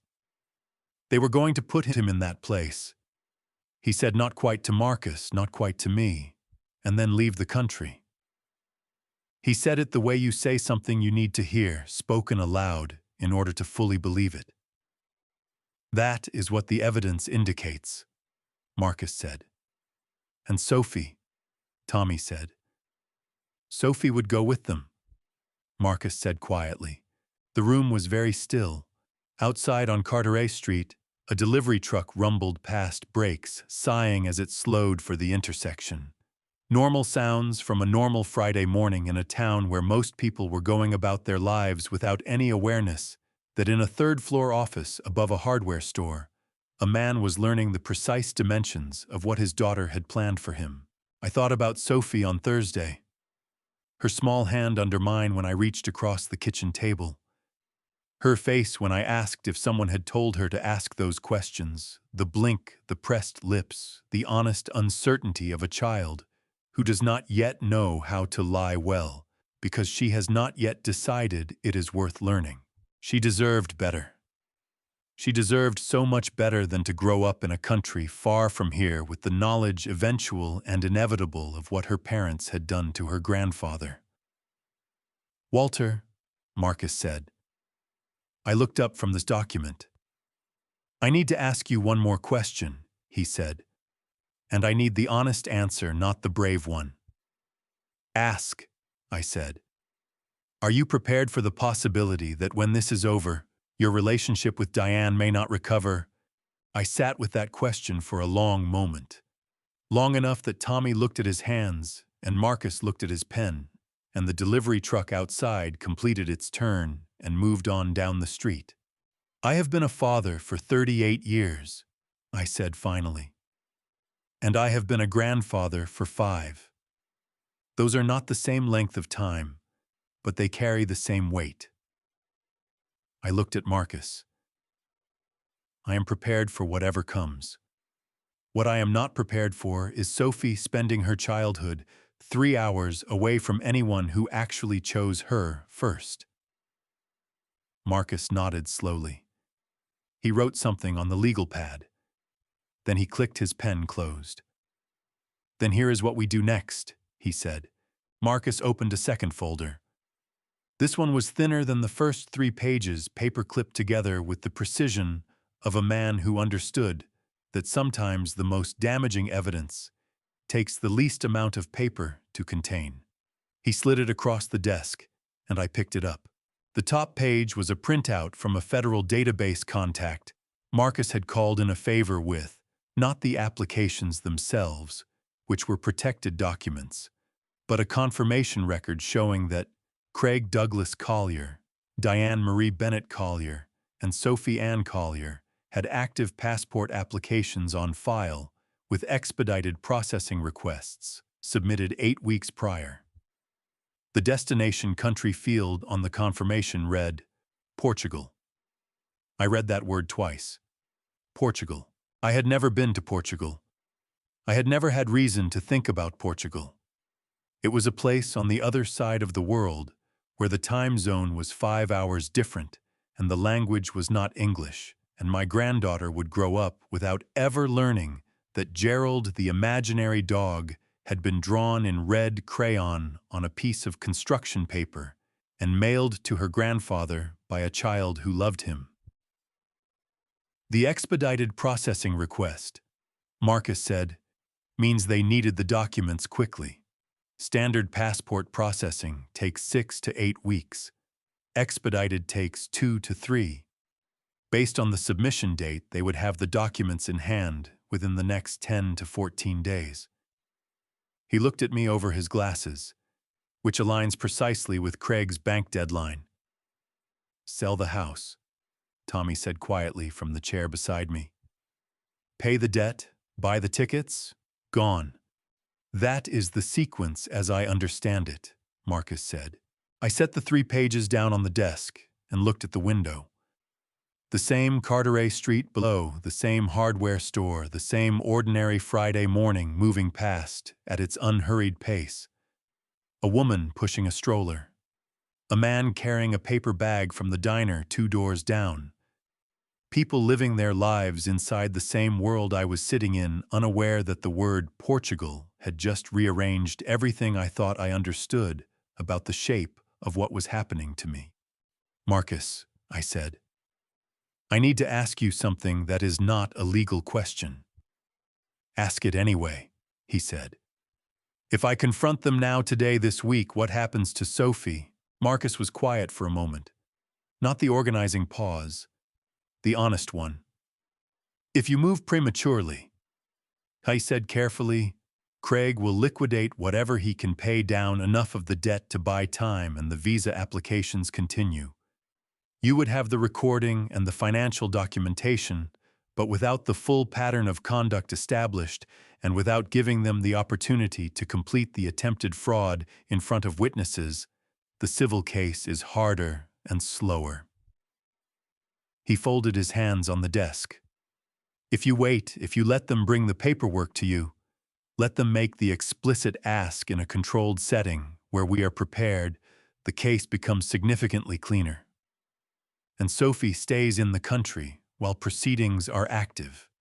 How long? I asked. 2 weeks, Marcus said. Perhaps 3. I looked at Tommy. He was watching me with the expression he wore when he was waiting for a measurement to be called. Ready to act, not going to move until the number was right. What do I need to do? I said. Marcus picked up his pen. 4 things. First, you call Dr. Carol Simmons today and ask her to prepare a formal written assessment of your cognitive and physical health. Standard language, competent, oriented, capable of independent decision-making. We need that document dated this week, signed and on letterhead. Craig has been telling people you are declining. We eliminate that argument before it can be made in any proceeding. I nodded. Carol Simmons had been my doctor for 19 years. She knew my blood pressure, my cholesterol, my sleep patterns, and the name of every medication I had taken since I turned 50. She would have that document ready before the week was out. Totakon, Marcus said. I am filing a formal preservation order with the county clerk today, which places a legal hold on any attempted transfer of title on your property. Craig cannot execute a sale even if you sign something because the hold requires my counter-signature to lift. He will not know it exists until he tries to move forward. Can he find out it was filed? Tommy asked.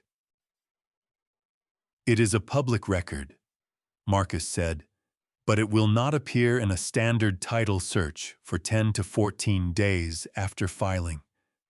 By then, we will not need the element of surprise.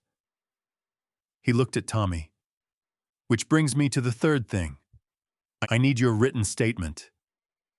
Everything you have told me, the social media posts, the property assessment, the group messages, Pete Hargrove's account of what Craig said in that group.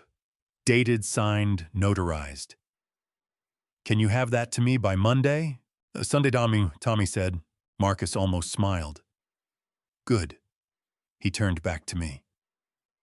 Fourth, and this is the most important, I need you to behave exactly as you have been behaving. Answer Diane's calls. Be warm. Be slow.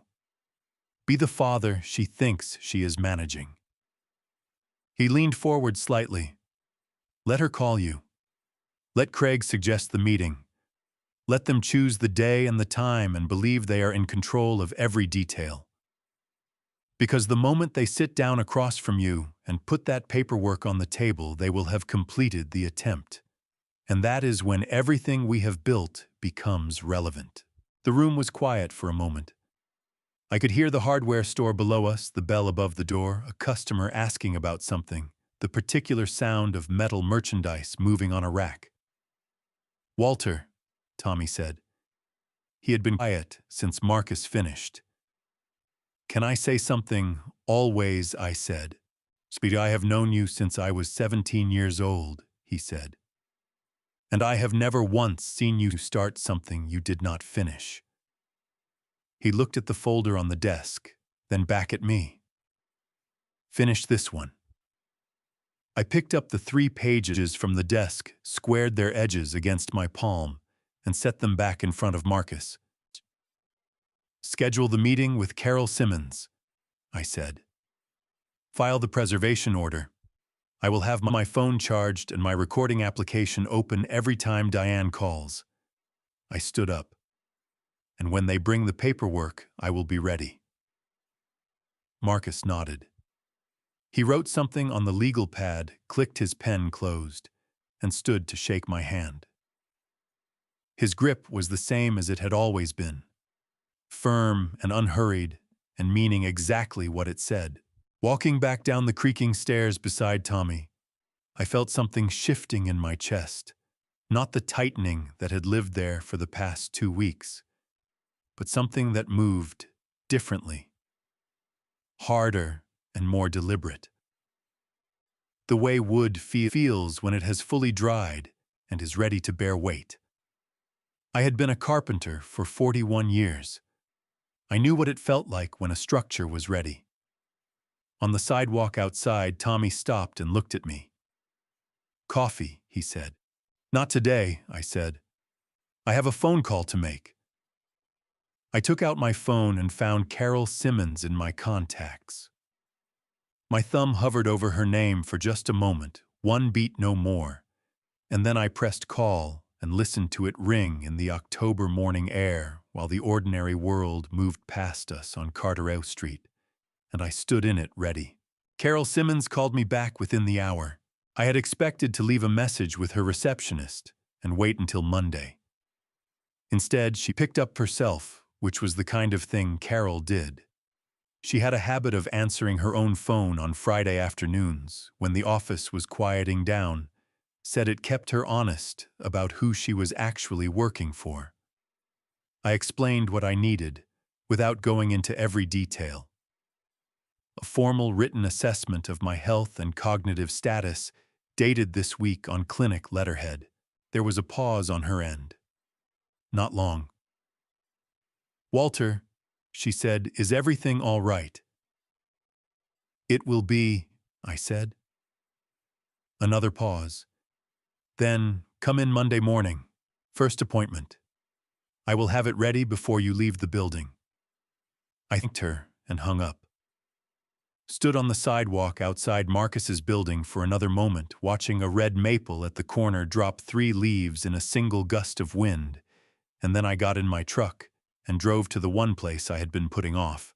Ruth Kavanaugh had lived next door to me for 31 years. She had moved in the summer. Margaret and I finished the back addition. A widow already by then, with a vegetable garden that put Margaret's to shame, and an opinion on everything that she delivered with the directness of someone who had decided long ago that life was too short for preamble. She and Margaret had been close in the way neighboring women sometimes become close, borrowing eggs, sharing seedlings, sitting on one or the other's porch, through summer evenings, talking about nothing in particular, and everything that mattered. After Margaret died, Ruth had appeared at my door every Sunday morning for 4 months, with a covered dish, no announcement, no expectation of conversation unless I wanted it. I found her in her side yard pulling dead growth from the rose bed along the fence. She looked up when she heard my gait and read my face the same way Marcus had read it, quickly, completely, and without comment until she was ready. "Come sit down," she said. She pulled off her gardening gloves and led me to the pair of iron chairs on her back porch, the ones that had been there so long, they had left permanent circles in the brick. She did not offer coffee or tea or anything that would require her to leave and come back. She just sat across from me and folded her hands in her lap and said, "Tell me." So I told her. More than I had told anyone except Marcus about the recording, about Margaret's money, about Meadow Creek, about Portugal. Ruth listened without moving, except to press her lips together once briefly, when I got to the part about Diane coaching Sophie. When I finished, she was quiet for a moment. Then she said, "What do you need from me?" "There may be a day in the next 2 weeks when something happens at my house," I said.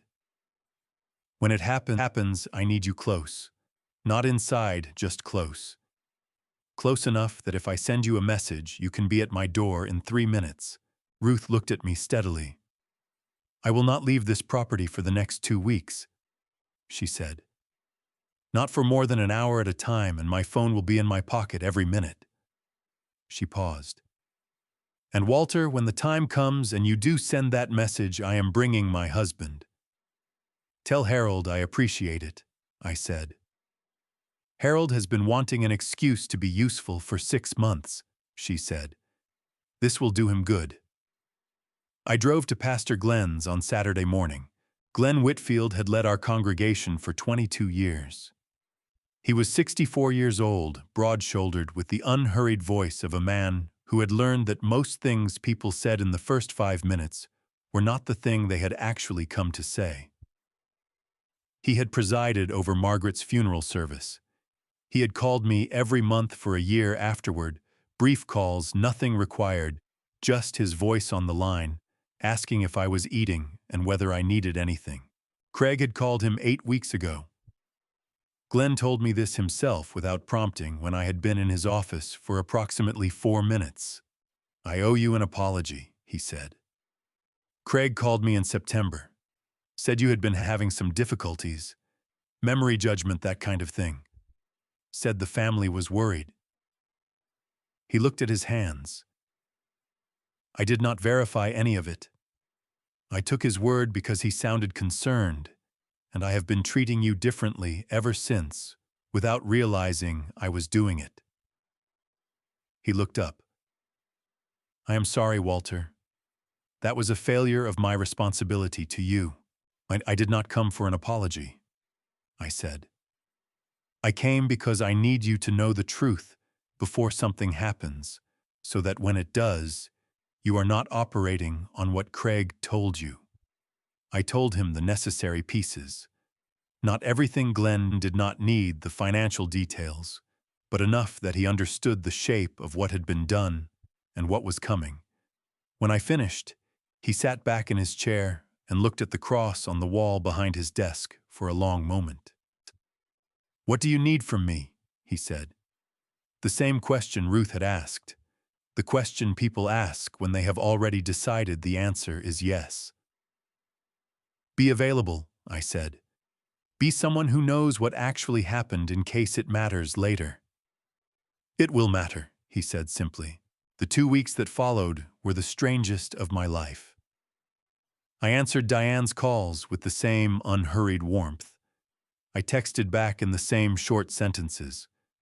I went to the grocery store and the hardware store and church on Sunday and the workshop every morning, and I did all of it with the awareness of a man who knows the ground beneath him is solid and tested and ready even if no one else can see the foundation work yet. Carol Simmons's letter arrived Tuesday. 2 pages, clinic letterhead, her signature at the bottom, and the decisive hand of a woman who had been signing important documents for 30 years. It stated clearly that Walter James Bennett presented as alert-oriented and fully competent in all domains of cognitive and physical function, with no evidence of impairment affecting his capacity for independent decision-making. I sent a copy to Marcus that afternoon. He responded in 12 minutes. It said, "Good. We are ready when they are." They were ready the following Thursday evening. Diane called at 7:15. Her voice had the particular quality it carried when she had rehearsed the conversation beforehand, even slightly too warm, the careful smoothness of someone who has gone over the words enough times that the natural roughness has been sanded away. "Dad," she said. "Craig and I were thinking of coming by this weekend. Saturday afternoon, if that works for you.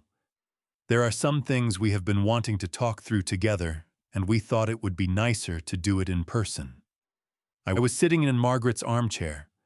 The October light had given way to November gray outside the front window, and the oak tree had gone mostly bare, its branches making clean lines against the pale sky. "Saturday works fine," I said. "I will put the coffee on." "Perfect," she said. We'll see you around 2. I set the phone down on the arm of the chair. Then I picked up my phone again and sent 3 messages in sequence. Marcus first, then Tommy, then Ruth. All 3 said the same thing. Saturday, 2 o'clock. We are ready. I did not go to bed on Friday night. Not because I could not sleep. I was tired enough, the deep bone tiredness of a man who has been carrying something heavy for 2 months and has not allowed himself to put it down. I did not go to bed because the workshop light was on and the rocking chair was finished, and I wanted to sit with both of those things for a while before Saturday came and changed the air in my house permanently. I put on my jacket and went out through the back door at 9:30. The night was cold, the way November nights get cold in this part of the country. Not brutal yet, but honest. The kind of cold that reminds you that warmth is something you have to make and maintain, that it does not simply exist as a given. The workshop light threw a yellow rectangle across the frozen grass, and I walked through it and pushed the door open and went inside. The rocking chair sat on the bench where I had left it. Maplewood spindle backed the finish dry and smooth under my palm when I ran it along the arm. I had been working on it for 6 weeks longer than it should have taken, because the past 2 months had interrupted everything, and it was the best piece I had made in several years. The proportions were right. The joints were tight. The grain of the wood had a figure in it, a subtle curl that caught the light differently, depending on the angle, the kind of thing that only shows itself after the finishing is done, as if the wood had been holding it in reserve. I picked up the rag from the bench and wiped a small spot on the seat that did not need wiping. Then I set the rag down. Then I looked at the photograph. I kept one picture in the workshop. Just one. It lived on the shelf above the bench between a can of linseed oil and a block plane that had belonged to my father, and it had been there so long that I had stopped seeing it the way you stop seeing things that have become part of the permanent landscape of your life. Margaret, at 34, standing in the backyard of this house the summer we finished the addition, squinting into the sun, with one hand raised to shade her eyes, and the other holding a glass of sweet tea. She was laughing at something I had said. I could not remember what. I only remembered that she laughed, and I had thought, as I thought regularly in those years, that I was the luckiest man in a 100-mile radius. I pulled the stool from under the bench and sat down in front of the photograph. "Well, Margaret," I said, "tomorrow's the day." My voice sounded strange in the empty workshop, too loud and too soft at the same time, the way voices sound when there is no one to receive them. I want you to know I am not angry," I said. "I have been angry. There were nights this past month when I sat in your chair by the window and felt something in my chest that I did not have a clean word for, something that wanted to break things." I looked at her laughing face in the photograph. "But I did not break anything. I measured twice. That is what you always told me to do." The workshop was quiet around me. Outside, a wind moved through the bare oak tree and made the branches knock softly against each other, a sound I had been hearing from this workshop for 37 years. "I need to tell you about Sophie," I said, "because I think you would want to know what she is like." I rested my forearms on my knees the way Tommy sat when he was giving something his full attention. "She is 5 years old, and she names stuffed animals Gerald, and she draws dogs that are larger than houses, and she mails the drawings in envelopes. She addresses herself with a backwards N in your grandfather's name." My throat tightened, and I let it tighten without fighting it. "She laughs the way you laughed, the whole body kind. I noticed it the first time when she was 3, and I have not been able to stop noticing it since. It is the best thing I know how to say about her." I stopped talking for a moment. The linseed oil smell was strong tonight, the way it gets strong in cold weather, and I breathed it in deliberately because it was the smell of every good thing I had made in this room, and I needed to be inside that smell right now. "I am going to tell you the truth," I said. "I do not know who Diane is anymore. I have been trying to reconcile the girl I raised with the woman who sat across from me 11 days after your funeral with a pen and a stack of papers, and I cannot make them fit together in my head. I have stopped trying." My jaw tightened. I loosened it. "What I know is that Sophie did not make the choices Diane made. Sophie is 5 years old, and she is innocent of everything, and she is not going to grow up in Portugal without a grandfather, if I have anything to say about it." I stood up from the stool. I walked to the rocking chair and sat down in it. It held my weight evenly, the way a well-made chair holds weight, without creak, without shift, without any suggestion that it might not be up to the task. the spindles pressed evenly across my back. The arms were at exactly the right height. "You would have liked this chair," I said. "The proportions are good. The grain has that curl in it that you always said looked like the wood was showing off." I put my hands on the arms. "I'm going to deliver it Monday morning. The woman who ordered it is turning 70. Her daughter told me she has wanted a rocking chair for her porch for 20 years and kept putting it off." I looked at the ceiling of the workshop at the fluorescent light and the cobweb I had been meaning to clear from the corner of the rafter for 3 weeks. "I think she will like it." I sat in the chair for a long time without saying anything. Then I said, "I miss you every single day. That has not changed, and it is not going to change. And I stopped expecting it to. It is just the shape of things now." I put my hand flat on the arm of the chair and felt the wood under my palm smooth and solid and made to last. "I wish you were here for tomorrow. Not because I need help. I have Marcus and Tommy and Ruth and Glenn and Carol's letter and 2 months of careful work and a recording on my phone that says everything that needs saying." I stopped. "I just wish you were here. That is the whole of it." I sat in the finished rocking chair in my workshop until midnight. Then I stood, turned off the fluorescent light, and walked back across the frozen grass to the house. In the kitchen, I put the kettle on and made a cup of chamomile tea. Margaret's tea, the kind she drank every evening, the kind I had been drinking since she died, because it was the closest thing I had to sitting with her at the end of a day. I carried it to her armchair by the front window. I sat down and looked out at the dark street and the bare oak tree and the ordinary quiet of a neighborhood going about its ordinary night. And I drank the tea slowly, and I waited for morning. I was not afraid. That was the thing I noticed most sitting there in the dark, with the chamomile going warm in my hands. After 2 months of recordings and legal pads and forged signatures and Meadow Creek and Portugal and a 5-year-old asking coached questions about real estate, after all of it, I was not afraid. I was ready.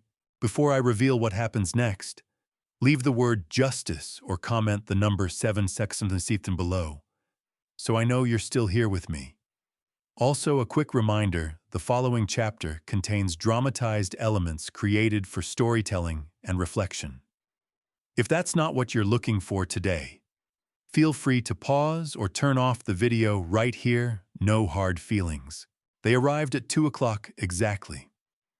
I had the coffee ready, the recording application. Running since 1:45 and 41 years of Marcus Webb standing by the front door. I let them knock before I answered. Craig set his leather portfolio on the table the moment he sat down. Diane folded her hands and arranged her face into the expression she had been practicing: love and worry and reluctant necessity, all in careful proportion. She told me the house was too much for one person. Craig unzipped the portfolio and slid a real estate listing across the table.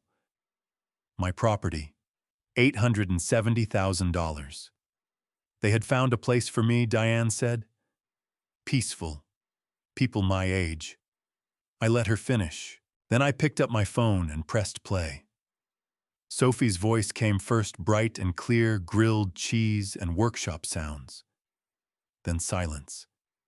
Then Diane's voice, loose and unguarded the way it sounded, when she believed no one was listening. "We let him think it was his idea. That is how you do it." Craig's jaw tightened. Diane's hand lifted from mine slowly.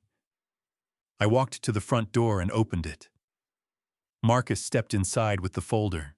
He laid the documents out one by one. The forged signatures. Margaret's estate account, $180,000, 11 withdrawals, 8 months gone. The Meadow Creek admissions inquiry. The Portugal passport applications.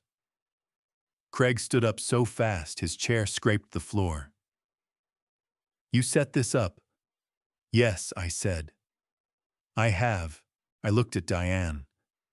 Your mother worked 31 years for that money. She trusted you. I trusted you. And you used 11 days of my grief to take the last thing she left me."